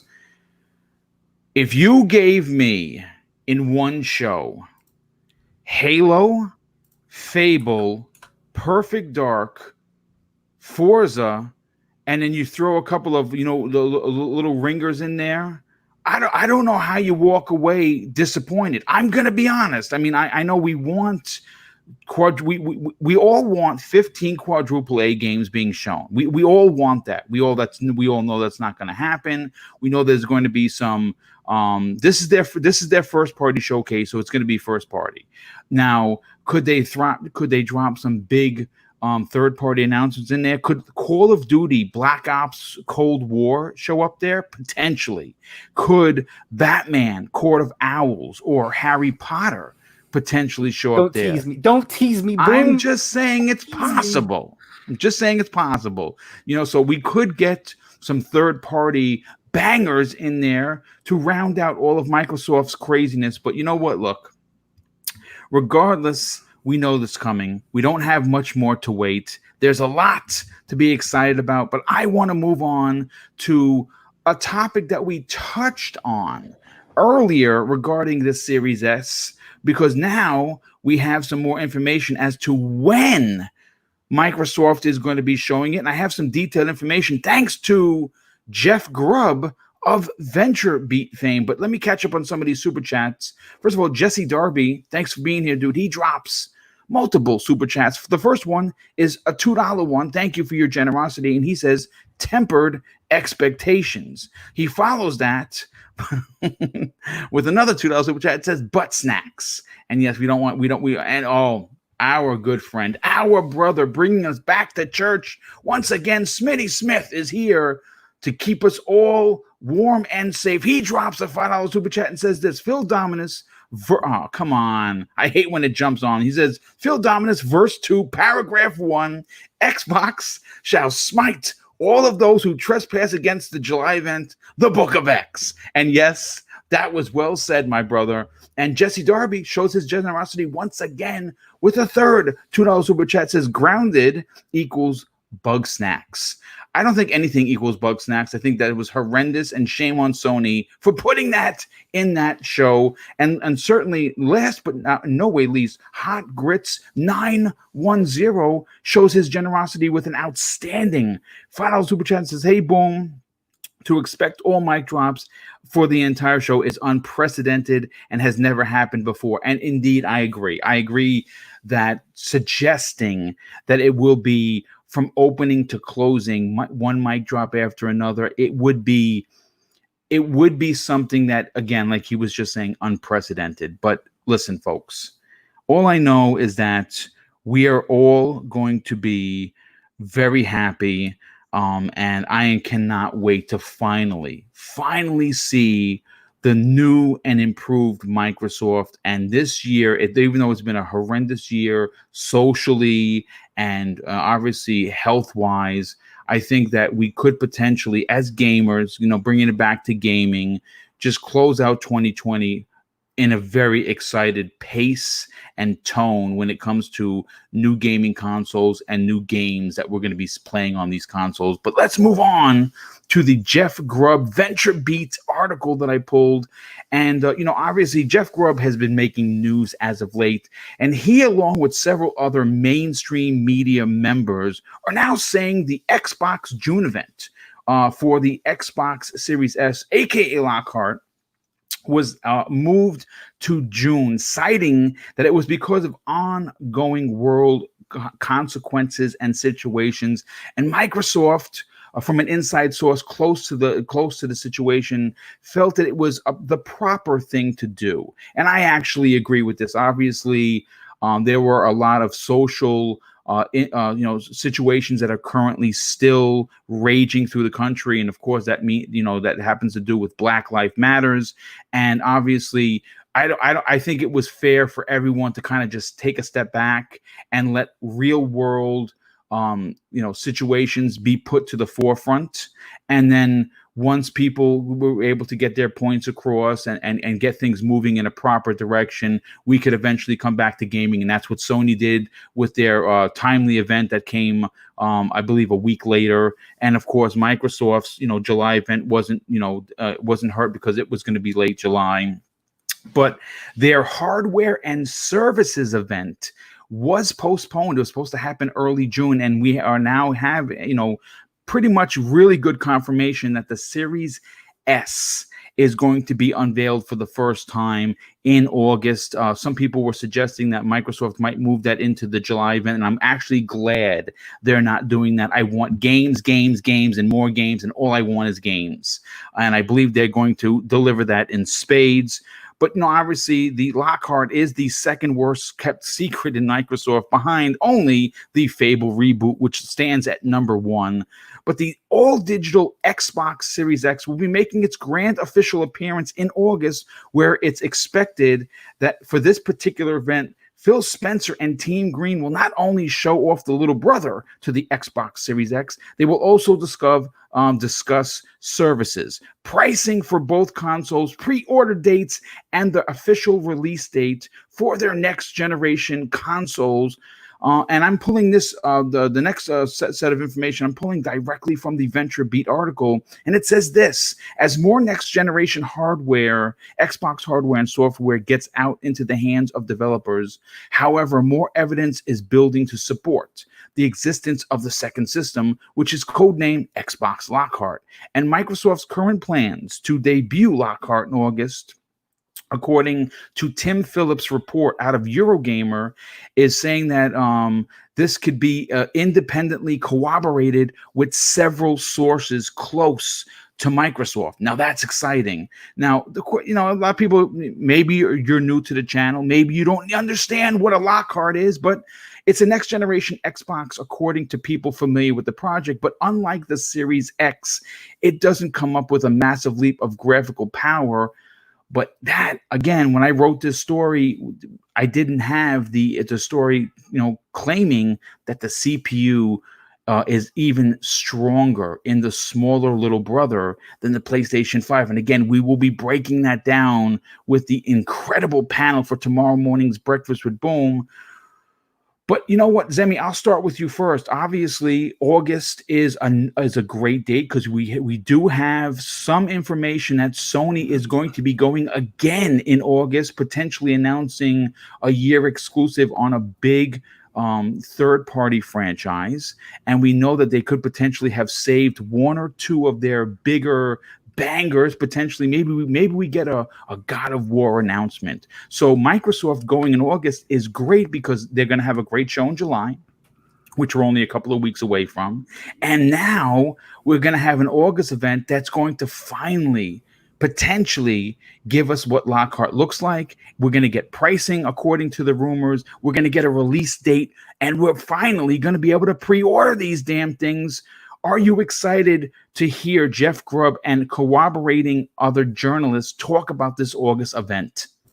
Oh, absolutely, man. I mean, July is going to be a absolutely fantastic month, and August is just going to be more of the same. I mean, because of course we're going to have the hardware event, right? That is being talked about right now. But there's also so many great games coming out. Mafia 1 remastered. Oh my God, I cannot wait for that. But just to talk about Xbox, I'm absolutely excited. I mean, we're finally, hopefully, going to get that final confirmation, that official announcement of Lockhart, the console that we all have just been hearing so much about for the last year. I've already said it before, but as soon as Brad Sams announced that the Lockhart, the 2 SKU approach was a thing about a year ago, I mean, from that point, like I was automatically convinced that Lockhart was a thing. Like it just made way too much sense market wise for Xbox not to have that that second SKU Lockhart, right? So now just having this, these new sources coming out, confirming this, it's not providing evidence that proves this to me. It's just adding evidence that, reinstates, the fact that I, believe to be, right? So I'm really excited about this event. I really cannot wait to finally get that official price and that official release date, and be able to go out to GameStop, Best Buy, wherever you're going to go out, or maybe even just Xbox.com, and finally be able to pre-order one of these consoles or 2 of them if you're Boom. I think is really, really exciting. I also cannot wait for, potential other announcements that might happen during this hardware event. I was kind of already talking about backwards compatibility. I would love to see, what that means for Xbox in the future. We've heard it, but we haven't really seen it. I want to see what these optimized games are going to look like on the Series X. And I want to see some more information on certain features like the low latency controllers and stuff like that. That's going to impact this generation, because, I really, really, am geeking out about like all the new features and stuff like that. Maybe, they will show us the new dashboard, or what will become the new dashboard. Just so many different possibilities of things that they could show us, including, the new information about these features and including Lockhart. I would also really love to see at this hardware event new partnerships. We know Razer is working with Xbox on keyboard and mouse and like the new the controllers. Kishi, yes, exactly, yeah. But then we also heard talk about how they're partnering with that premium headphone brand, right? Yes. I would love to see more information about partnerships with other companies and how that's going to impact the experience on the next gen Xbox. I would really love to just have a huge hardware talk, not just about Lockhart. Of course, I think Lockhart is extremely important, and I mean really, really important. But I want to see other things, not just Lockhart and Series X. I want to see information about other partnerships and other aspects of the Xbox brand moving forward. Yeah, and to add to your point, I hope that they get in there and they announce what they're doing with Project X Cloud and Samsung. Absolutely, and whether or not what TVs are going to are going to be coming with that. Because you mentioned that, I would love to see a roadmap, right? Like we've seen so many companies are already introducing roadmaps and stuff like that for different games and development cycles and stuff. I would love to see like an actual solid roadmap, giving us an actual explanation of where they're wanting to take xCloud going into the future. We know that they want to take it onto phones. I really think that they're going to eventually bring it to TVs, but I would love to see like their release schedule to all of this. Like I use AT&T. I have an iPhone. I'm currently unable to use xCloud, but I really want to try it out. I would love to have a release date or some information along the lines of when I can actually use that. Yeah, unfortunately, there was a story a couple of weeks ago. I was going to report on it, but then I was like, screw Apple. They're apparently the reason why there's a delay in getting Project X Cloud on Apple products is because of Apple. Not big. Microsoft is ready to go. Sure. Apple is doing what Apple does best, and they're really making things difficult, and that is the confirmed reason for that. And great point. I mean, really, again, I agree with you. I would love to see outside of the console, which for me would be the highlight. Sure. Pricing, release date, reserve, when we could reserve these consoles, so we could lock that in, because I think it's going to be super important. But to see what their roadmap is going to be awesome. Now, Luke, I want to go to you, Luke, if you don't mind. Talking about August. We have to get past July, and July is here now, and we're obviously a few weeks away from what is being considered by many and has been spoken about by Microsoft, quote unquote, night of mic drops. But This is going to be a different event. This is going to be a hardware and services event. And I have one more topic that I'm going to bring at the back end, and I cannot wait to talk about, but I don't want to spoil it because I think it's going to be industry changing if it does in fact happen. What for you? What are you expecting in August? Besides it just being Lockhart. I think in August we find out the release date and the price. I don't think this E3 replacement show in July is the right time for it. I agree. All games, all the next 2 years of games. What we're going to see, similar to what Sony did. Sony, you'll notice, didn't do a lot of release dates or talk about their launch day lineup or any of that matter. They just showed a lot of games along with their box. And so I think in this July event, we're going to see lots of games from launch to 2 years out from now. Maybe something as far as 3 just to build some excitement, but I don't know if that's the right move. August will likely be reserved for showcasing the hardware side by side with one another, proving why Series X is best and why Lockhart is not the worst.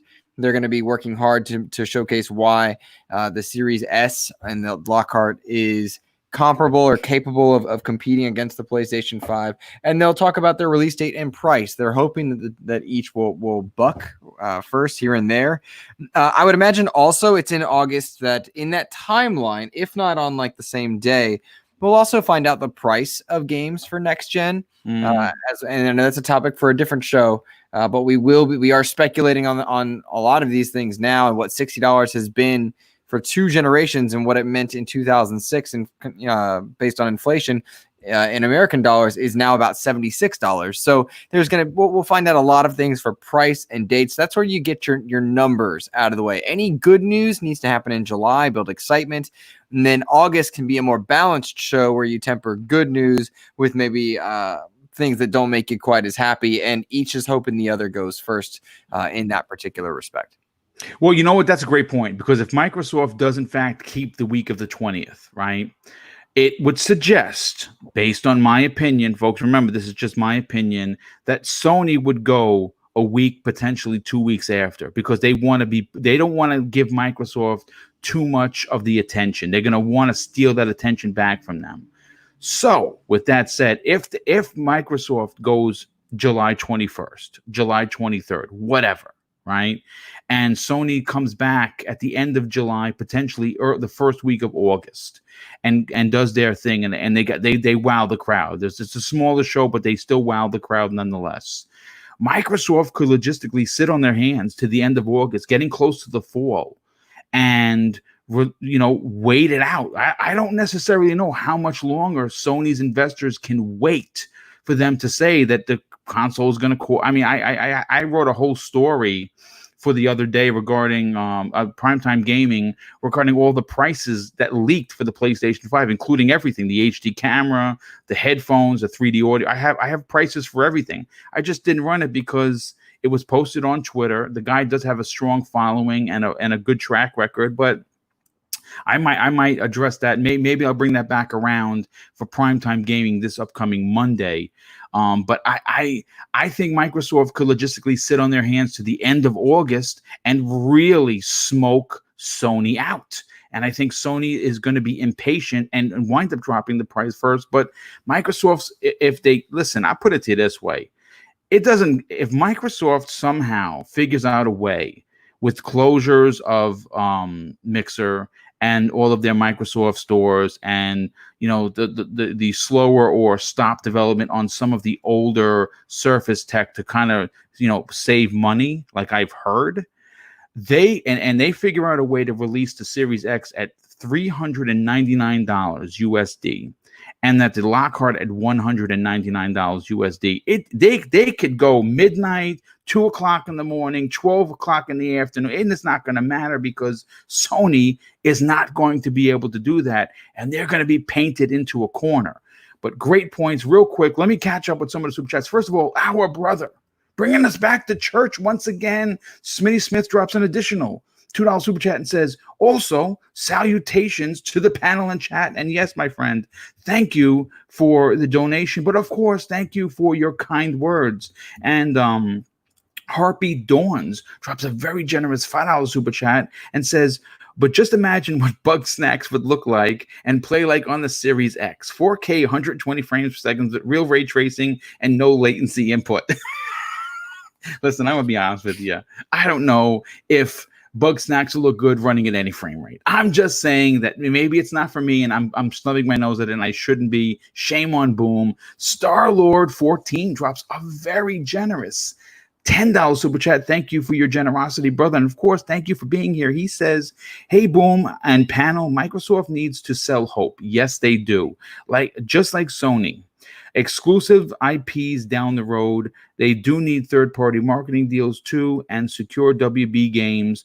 Don't let the other companies have them. And yes, listen, folks, I don't have any confirmation on this. I do not have an inside source to suggest such a thing, but I'm going to tell you that in my heart of hearts, if there is one company that has the means, that has the structure and financial backing, it is Microsoft to pull off a $4 billion deal. Folks, they are currently worth $1.47 trillion. And if Microsoft wants to legitimize, if you will, Xbox Game Pass, and you want high quality, AAA banger after banger after banger, they need to take advantage of something that only comes around once in a lifetime. And that, of course, is AT&T selling off WB Games. They want the whole division sold. Microsoft would invest the same way they did in Minecraft and make their money hand over fist, because the only thing that's probably going to remain exclusive is going to be the Batman IP. Because if they get their hands on Rocksteady and they bring that team and they fold them into Xbox Game Studios, rest assured, Batman, that IP, you will not be able to play that on a Sony product in the history of your life. That is going the same way that they have boxed Spider-Man behind the PlayStation 4 or PlayStation brand wall. Batman would be, of course, you could play it on PC, but for the Xbox brand, he would be an exclusive character, and they would have all of the DC universe to run around in, as opposed to just Spider-Man and his rogue gallery. But that's again, we can spend 2 hours talking about that. Smitty Smith once again shows his generosity with another $5 super chat. Says, stop hating on Bugsnax. It's the best representation of a game on LSD. Well, I've never been on LSD, so I can't tell you, but thank you for that. Listen, Archimedes, this is an interesting thought process. You know, if you come off of the July event and it's as big as we expect it to be, I think the pressure of the August show really goes off of Microsoft's shoulders. Not suggesting that they're not going to bring their A game, but if everyone is excited from Microsoft once again, and I believe we all will be, they could really put the screws to Sony, so to speak, with this August, hardware and services. What are you expecting? Oh, yeah, I've been thinking about that for a while.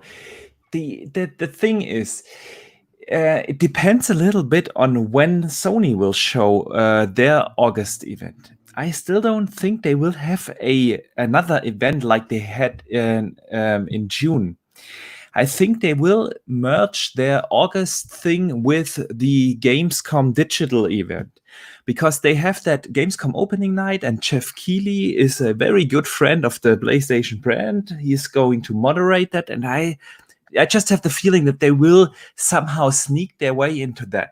Now, this happens at the very end of August. And so if that turns out to be true, I think Microsoft will go and just come out with the price. Because they probably are not going to wait till end of August and then start reacting their market messaging well, let me rephrase that. They don't start to react to what Sony is doing. If Sony, on the other hand, comes out like you said in the first week or so of August, then they have no problem just making a React show themselves round about the Gamescom time. So this is really the thing. I don't know who will go first and who will message what. The thing that has me concerned a little bit is Jim Ryan. He said in a recent interview that he is already talking to retailers about getting pre-orders up without having announced the price. And so this tells me that Sony is really ready to sit a little longer on their price reveal. But coming back to the actual point of your question, what should be in that event? See, actually, I always wondered, why would they do in June a hardware and services event if the game event comes in July?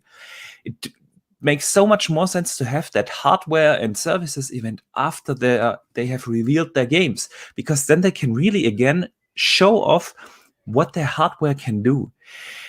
If you have announced a Fable, if you have announced the Halo Infinite and show and have presented gameplay, if you have Forza out there, then you can really show, okay, look, this is what ray tracing is. This is what the 120 frames modes do. This is what the velocity architecture does. And you will all get that in the Series X as well in the Series S. But we can scale a little bit here on resolution. Maybe here's or there's some details, and then you have your graphics on the Series S. You can just better explain what your hardware does, what the idea behind the Series S is, and what your services do if you have the games already out. You can again advertise Game Pass. We have shown all those games. We have shown the Playground Fable game. We have shown Obsidian's game, Forza, and so on. And you will all get with Game Pass. You can advertise it way better if you have already all these game announcements out there. And that is what I expect from that game and services event. Also, what Sammy said a little bit about xCloud. xCloud is still in beta. And there are even countries out there where the beta isn't available. So I think that might be the time to announce, okay, this is when we launch xCloud into the market. This is how the price model behind xCloud will work. It will be included in Game Pass Ultimate. We already know that, but can I get xCloud as a standalone option somehow? They will explain that as well. And so the whole Xbox ecosystem comes then full circle. Yeah, you have the two consoles, you have xCloud, you have the option on PC, you have the option with a game subscription, and explaining that all with the backing of your first party lineup, those big AAA bangers is just best way to market. Yeah. And if you do that, you can even hold on a little bit longer to the price. It's again, we all want to hear the price and we want to pre-order, but in the end, Microsoft doesn't need the pre-orders. The only ones who need pre-orders are the retailers. They need to know how many units they have to order from Microsoft, but everyone else really does not need in August pre-orders in price. This is just our impatience, so to speak. Well, you know what it is also. Yeah, for me personally, I'm more concerned about locking in a PlayStation 5 than a Series X, and I'm going to be honest with you. I agree. Simply because Microsoft, Phil Spencer has come out in a multitude of interviews and talked about how they're not only on schedule, they're actually surprised at how well they're doing. And we heard at the end of April that they started production, right? That's what we heard. Now we have no confirmation, but when you look at Sony's side of it, they've already said, according to, of course, the Bloomberg report that came out a couple of months ago, that they were only going to produce 4 to 6 million by the end of the fiscal year, which is March 2021. And that's concerning, because then if you don't get your pre-order in, there's a good chance you're probably either going to get robbed if you try to buy it on eBay by 3 times the price, or you're going to have to wait until the new year, and that would suck. Agreed, but you're 100% correct, but it doesn't matter when it will happen, because it will happen anyway. Yeah. No matter whether you can pre-order in August, September, or let's say even October. Yeah, but that's obviously a little bit too late. But they have limited units, and no matter when you start pre-ordering in August or September, they will be sold out anyway. Yeah, so yeah, I don't know.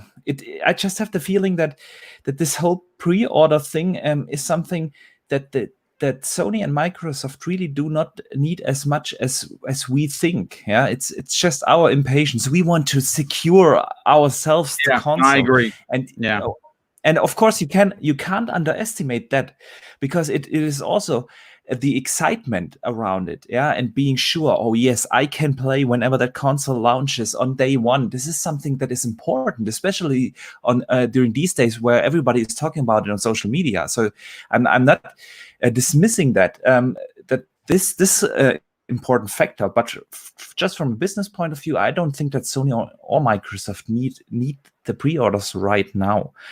But it would be a great messaging to simply put a stop to this playing chicken with the price. Yeah, so yeah, I mean, it makes sense, and that's certainly well said. Husk, let's bring you into the conversation as we close in on the 2-hour mark. For you personally, if Microsoft has a killer show like we're all anticipating in July, in the week, of course, the 20th, not only it will take pressure off of delivering a back-to-back show with the hardware and services, but for you personally, after knowing what we're going to be playing on these new consoles, what would be satisfactory for you for this event in August, and when do you think it's going to happen? Am I on the mark, or have it coming in at the end of August? I think you're right about August. The end of August would make complete and total sense. I as far as the show goes, in August, I would want to see the consoles, fully detailed specs, capabilities, pricing, release dates, the whole 9 yards. I mean, I think it wouldn't be too big of a stretch to expect that.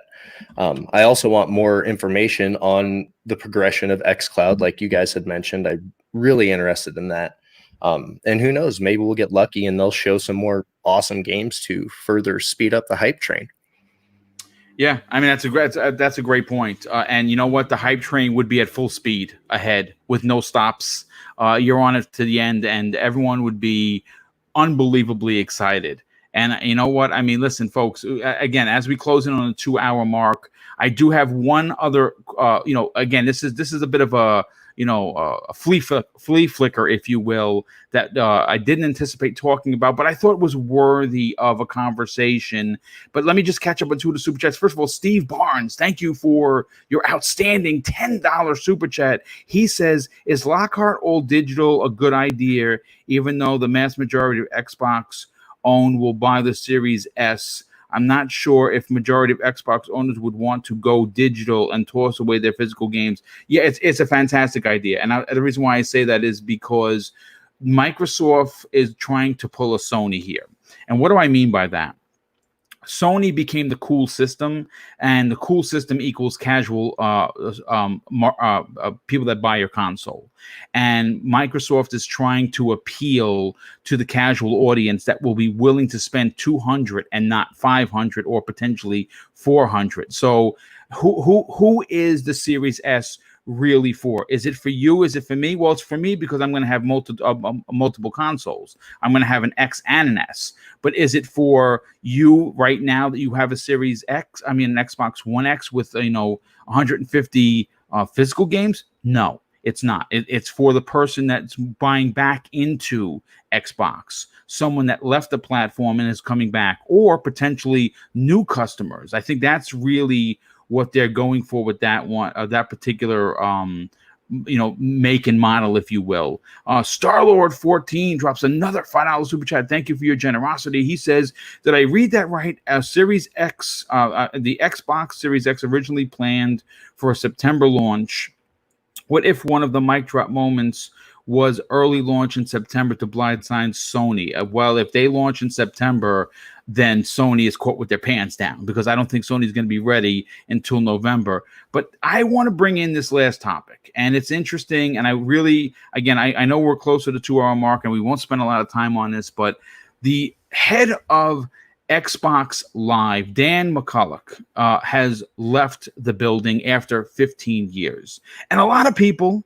Okay, Luke. So Luke, you got a roll. So we'll get your opinion first, and then we'll if we roll over a little bit, we'll just see who can stay, and we'll try and cover this in a proper manner. Luke, my question to you, quite simply, is this: Dan left. He leaves after 15 years. He's going somewhere else. We don't know whether it's Stadia, whether he's going to work with Nintendo, whether it's going to work with Sony, who needs help with PSN.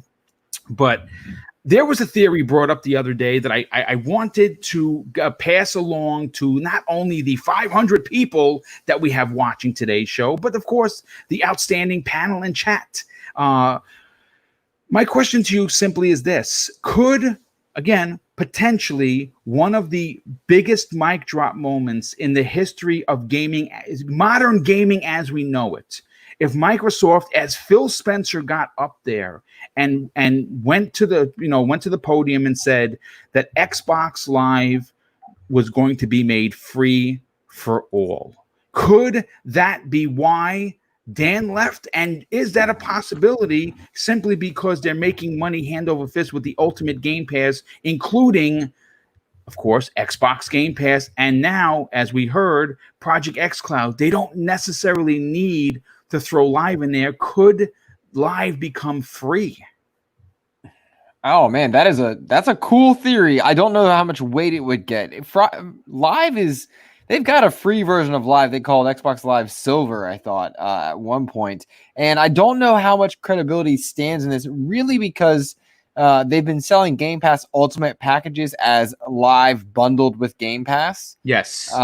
And so like a lot of us have stacked that to be up all the way to 2022 or so. So I don't know how likely it is that they could pull it off and say, hey, it's free, when they've really sold the service to us already, and then it'd almost be like changing the terms of an agreement after we've paid it. And it's possible, but it's not likely. I don't think it's likely. I do see a future, though, Boom, where Live is free, Games with Gold goes away, and Game Pass is just the service. I do see that as the future. I've actually argued before that it's time for Games with Gold to go away. It served its purpose. It's something that came out as a response to PlayStation Plus in this generation, mind you, and it has been surpassed, and clearly it's better supported now with Game Pass. So bravo to that. As far as this gentleman leaving, 15 years is a fantastic amount of time. The network is really strong. He's probably just going on to a different business venture, and there's nothing wrong with that. That's a great thing. As technology changes, so too do we want people to change and adapt with it. I'm sure his wisdom is well appreciated, and he laid a lot of foundations along with many others. But I mean, we see this happen in development all the time. People that worked on God of War are now working in an Xbox studio. People that are working in Xbox studios moved to PlayStation studios, and so on. This is a good thing. Change is good. Yes. Difficult, but good. And I don't think the mic drop moment is that Xbox Live is free for the reasons I listed. We've already paid for it several years out. But I do see a future where that is the case. Well, I mean, listen, obviously, it's a bit of a reach for sure. I just figured it would be a good banter between, of course, the esteemed panel and the outstanding chat that we have here. So, Luke, do me a favor. As we get you on out of here, we don't hold you up. You got to go at 2. Do me a favor real quick before we continue on with the rest of the panel. Tell everyone where they can follow you on social media, but more importantly, check out the Xbox Expansion Pass. Absolutely. You can find me on Twitter at Insipid Ghost. And from there, you can link to my other socials. I just started my Twitch channel, and I'm restarting from scratch as Mixer went down. And so to leave a pretty substantial community from Mixer behind and start over on Twitch has been a unique experience. And if you're willing to support me there, Insipid Ghost on Twitch and Insipid Ghost on Twitter as well. That's just the place. And then, of course, if you want to listen to my podcast, the Xbox Expansion Pass is available to all your listeners. I have a very cool guest that I can tease. Will be a name known to many of you as someone who is informed in the industry, not the community, but the industry. He's coming up in soon, I'm allowed to say. And then this is pretty cool. Next week, I'll be talking to Sabotage Studios, the people who created The Messenger, which if you don't have, if you have Game Pass and you haven't played it on PC or another platform, it is now on your console. The Messenger is a fantastic game, so I strongly recommend that, and that'll be in the week after next episode. So I'm really excited to share those with you guys. Nice. Well, listen, thanks again for being here, brother. Listen, enjoy the rest of your day. Enjoy your holiday weekend, and we will be talking for next week's show very, very soon. Now, Zemi, I listen, Microsoft is lining up the ducks. And what do I mean by that? Well, they have the most powerful console. End of story, no questions asked. They potentially have a little brother coming in at, again, potentially a $200 price point, and the big boy being at $400. So they will have price, power, and choice. They already have Xbox Game Pass, which, of course, is the greatest thing since sliced bread. And putting the cherry on top of what I call the most delicious sundae I've ever lapped up from start to finish. Could you just imagine adding to this outstanding stacked deck that Phil Spencer would get up there and say, play your games where you want to play them, but more importantly, play them with who you want to play them with, because Xbox Live is now for free for everyone. It's a mic drop moment that would logistically halt the industry as we know it, and it would paint Sony into a corner that they don't think that they could walk out of. What are your thoughts of Xbox Live being something that I'm saying could potentially be a mic drop, but does that coincide with Dan McCulloch leaving Xbox Live? Well, I think I actually a little bit more agree with Insipid's opinion on, you said, what was it, Dan McCulloch? McCulloch, yeah. McCulloch, okay. Yeah. I think chances are the reason why he's leaving is probably, very similar to what Insipid was saying. He's been at the company for 15 years. We as humans, we like change, right? And, yes, we do. And, I don't know if I could work at Xbox for 15 years and not maybe want to go and have another adventure, right? And I think that that's ultimately what it is. Very similar to Mike Ybarra. Mike Ybarra saw an opportunity. He loves Blizzard, Activision, and he saw the opportunity and he jumped on it, right? And I think that that's probably very similar to what is happening with this guy. He's been at the company 15 years. He just wants to change. Maybe there's an opening at his dream company. And he's jumping on it, and huge congratulations to him. He's been at Xbox for a very long time, and hopefully he finds success in that. Now, with that being said, even though I think that he is leaving not because Xbox Live Gold is going away. I don't think that's necessarily the reason. And that's not to say that I don't think that Xbox Live Gold could go free, because I completely think that that's very possible. I just don't think that that's the reason why he's leaving. For years now, we have seen a huge following and a huge community rise up talking about how they want Xbox Live Gold to be free. How they don't think that it should be a requirement for you to pay to play online with your friends or go into a party chat or, whatever. Right.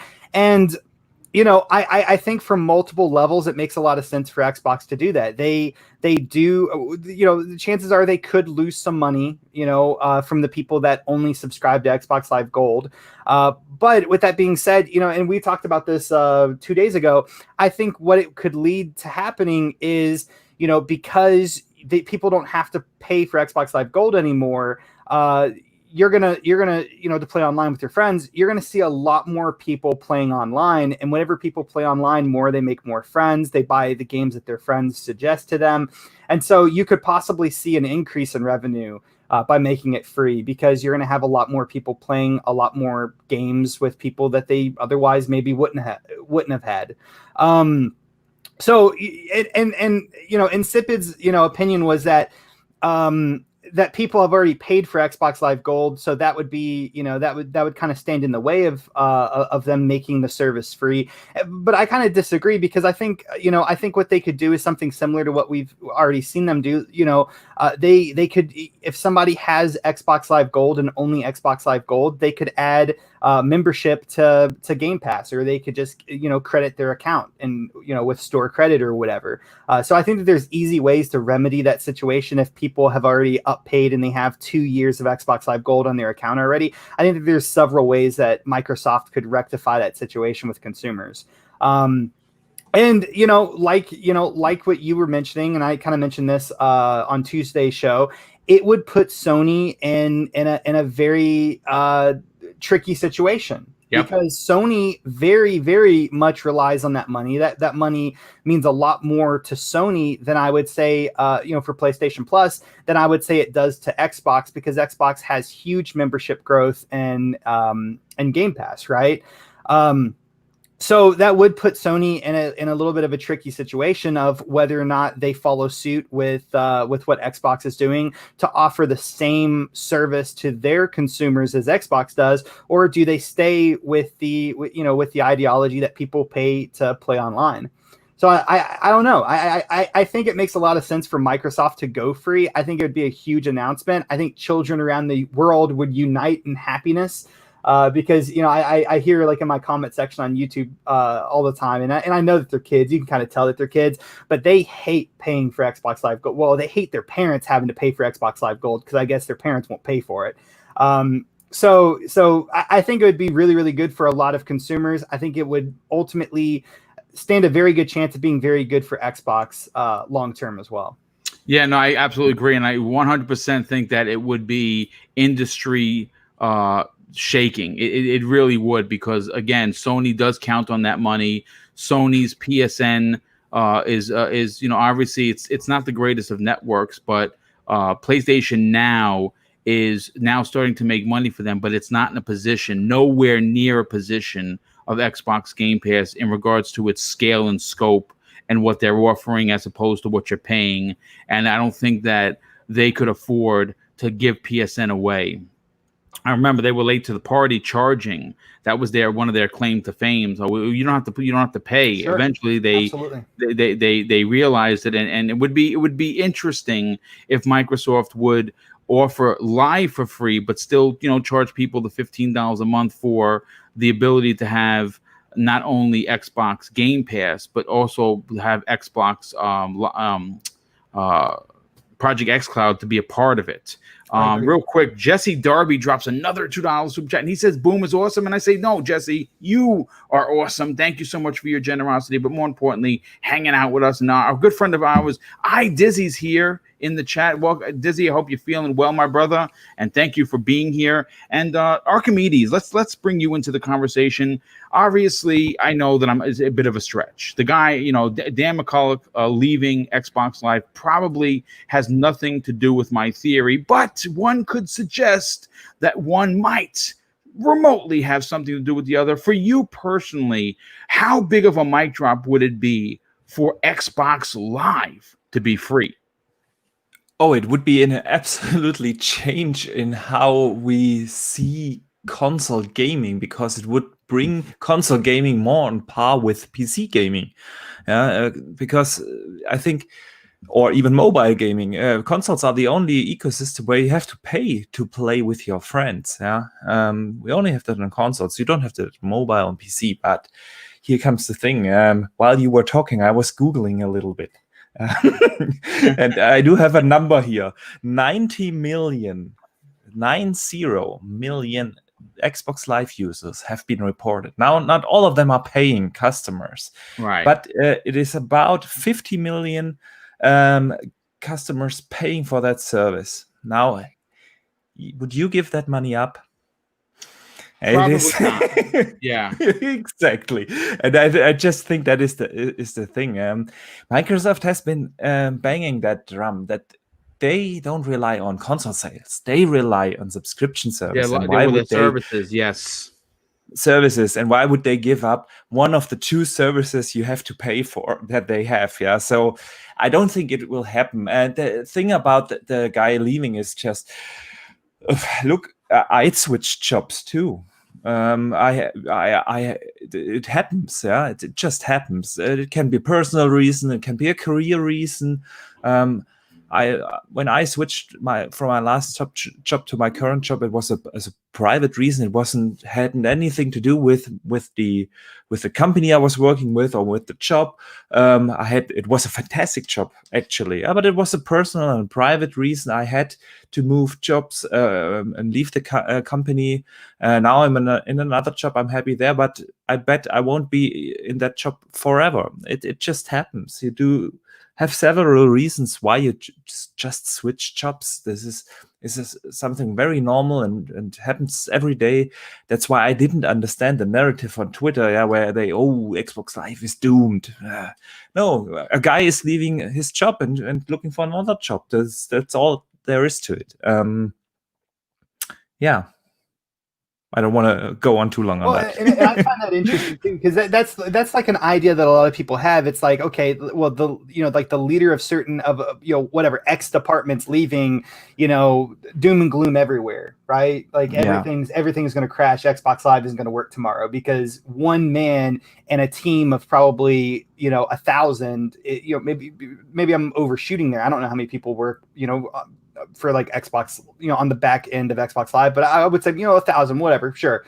Just because one person's leaving doesn't mean that the entire thing is going, like the entire eco structure is going to like fall and break and be destroyed. No, not at all. See, here's the thing. If you work in a bigger company, you have 2 things that define a huge company. The first thing is everyone in that company is replaceable. We always think that the jobs in there are very tied to one special person because we think about that person if we consider a certain job. But in the end, everybody is replaceable. That is just how a huge company works, because they can't afford Xbox Live not to work if that guy isn't there. Imagine he has a car accident tomorrow. The show must go on. So this is how a big company is structuring their workforce from low to top management. Everyone is replaceable, and that's why nothing is doom and gloom if some guy decides to switch his job. It happens every day. Well, I mean, listen, when you talk about Microsoft, there are many cogs that keep the machine running. And granted, Dan leaving, he's been there for a long time. He was there probably for a lot of the major decisions. But you know what? It's just food for thought. It's just a conversation to kind of close out to the show. And I'm not expecting Live to be free tomorrow. I'm just saying that it would be extremely interesting to know. It definitely would be. It is something that would just move people over to the box. Exactly. Saying like it would herd the casual gamer. Wait a second. PSN is charging. They have the weaker system. They don't have Xbox Game Pass. You see what I'm saying? It all adds up to potentially being something of putting an ultimate package together that the other guy didn't have, and that's business. But you know what, Husk, let's get your final opinion as we close out today's outstanding show that was viewed by 500 people in the live chat. And of course, real quick, let me just thank JD Gamer. First of all, JD, thank you for being here, but also thank you for your extreme generosity. He drops a $10 super chat and says, just dropping through with some support. Hit that like button, folks. And JD, once again, dude, thank you for being here. And Star-Lord, not to be ignored, he drops an additional $10 super chat and says, do you think Xbox All Access financing with services bundled, there'll be a new mainstream method of buying a console? Seems like another advantage Sony does not have. Xbox has so many good options. And that's a great point, Star-Lord. As a matter of fact, yes, I do. I think that Microsoft tested the Xbox All Access program, a little late in this generation, just to test the waters to see if people could migrate from buying a console at $500 to paying one off over time, and something that we've all been used to, especially with these $1,000 phones we're all carrying. So yes, I think that it is an advantage for Microsoft, and I think them going first definitely, again, one of those things that puts pressure on Sony. But Husk, your final opinion for this. I know, again, Dan leaving is probably because he wanted more challenges. He wanted something new on the horizon after being at Microsoft for that long, and I understand that. A lot of people like to move on. It happens more often than people personally admit. But my theory on Xbox Live potentially going free, I think that there's a leg to stand on, simply because, again, Microsoft is going for the juggler. What are your thoughts and opinions on Xbox Live being a mic drop moment and being free? Oh, that would be epic.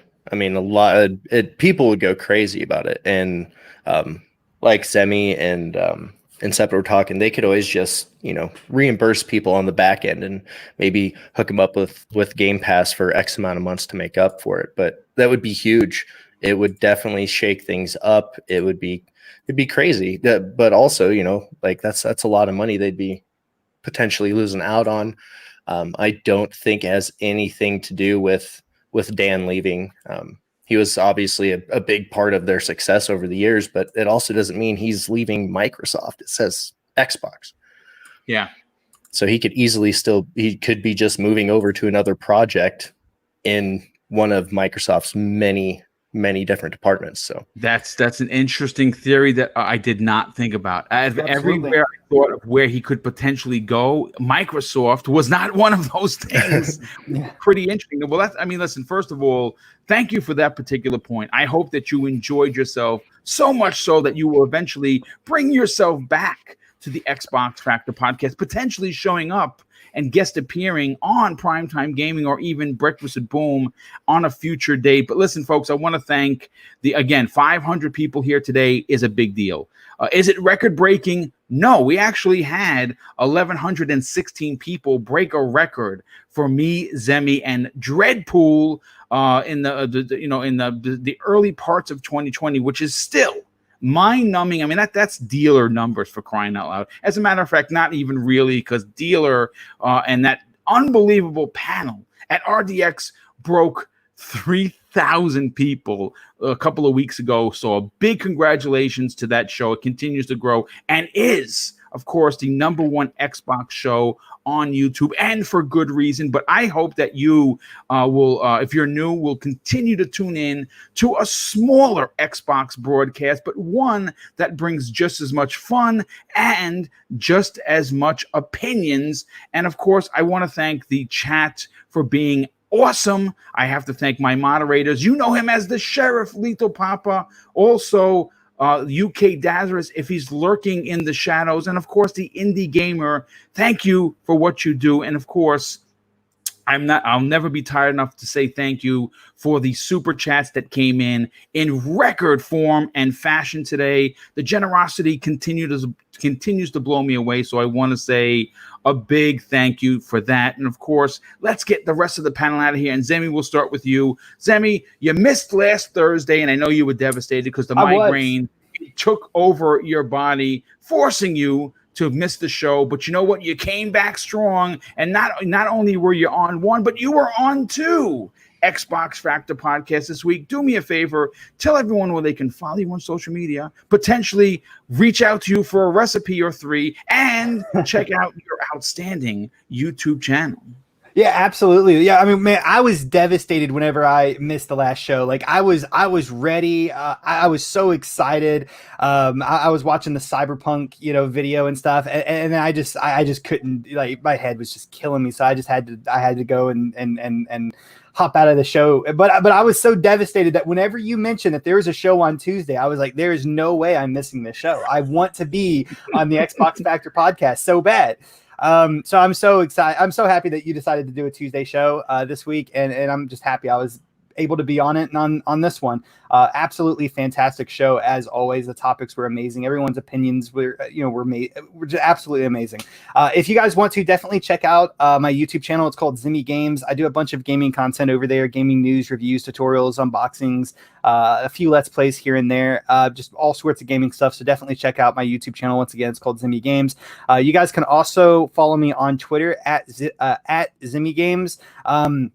If you heard some of my opinions today, maybe you liked them, maybe you hated them, maybe you really, really hated how I want Locke to have a Game of Thrones style death. Maybe that really bothered you. If so, feel free to send me a DM. My DMs are always open. And I always love, interacting and talking with the community, hearing different opinions. I think that's how, a lot of us shape our own opinions. So always feel free to send me a DM over there. And then, of course, I usually post the typical tweets on my Twitter as well. So just feel free to give me a follow over there if you want to. Boom, thank you so much. And Husky, it was amazing to meet you. And Boxing Bro, I love you, man. Well, thanks again, Zemi. And Thanaros is actually asking Zemi, I need you to tell me how to make a non-dry chicken. I don't even know what that is, but it sounds tasty. And Immustain Gamer actually says something really, really nice. I want to read it live on the air. He says, thanks, Boom, for bringing the gamers together yet again. Thank you all present. Well, listen, dude, thank you for the very, very nice compliment. And yes, I'm all about community. I'm all about togetherness. And that is what I think more content creators need to offer their listeners. It's all about hashtag fun and just enjoying each other's company. And obviously, Boxing Bear, aka Archimedes, dude, you have a video that is blowing up.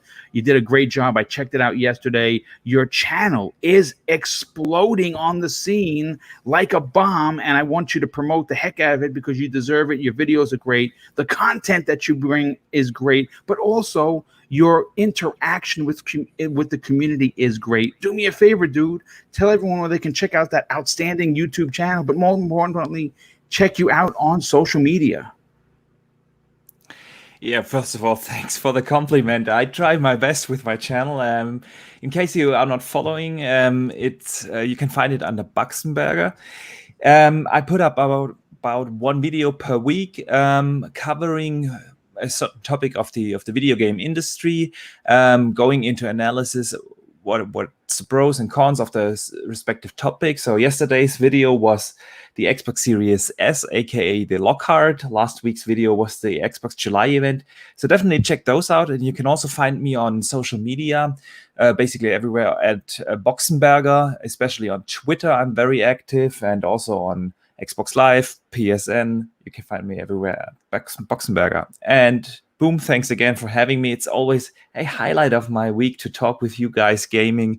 Sammy, I missed Joe today. I hope he's back next week. Luke, and it was my pleasure to meet Husk. I had a great time. Thanks again. Well, yes, thank you for being here, dude, and having you a part of this program on a weekly basis has been great, and you will continue to be a part of it as long as you want to. We don't know how big of a star you're going to get, but yes, you will be a part of the Xbox Factor podcast. And last and no least, making his debut on today's show, Husk, you know that voice and that opinion from not only being a content creator that supports and highlights other content creators, he's also a part of Wilmy Hood's program known as, go ahead, tell everyone where they can check that out, my friend. You can check out Gaming Beyond the Box every Wednesday, 8 p.m. Eastern. I do a creator feature every Friday at 3 p.m. Eastern. You can find me on YouTube, social media at ACS Husk. Huge thank you for having me on, dude. It was an absolute pleasure. It was awesome meeting everybody and getting to talk games and in a positive manner and stuff. And the chat's awesome.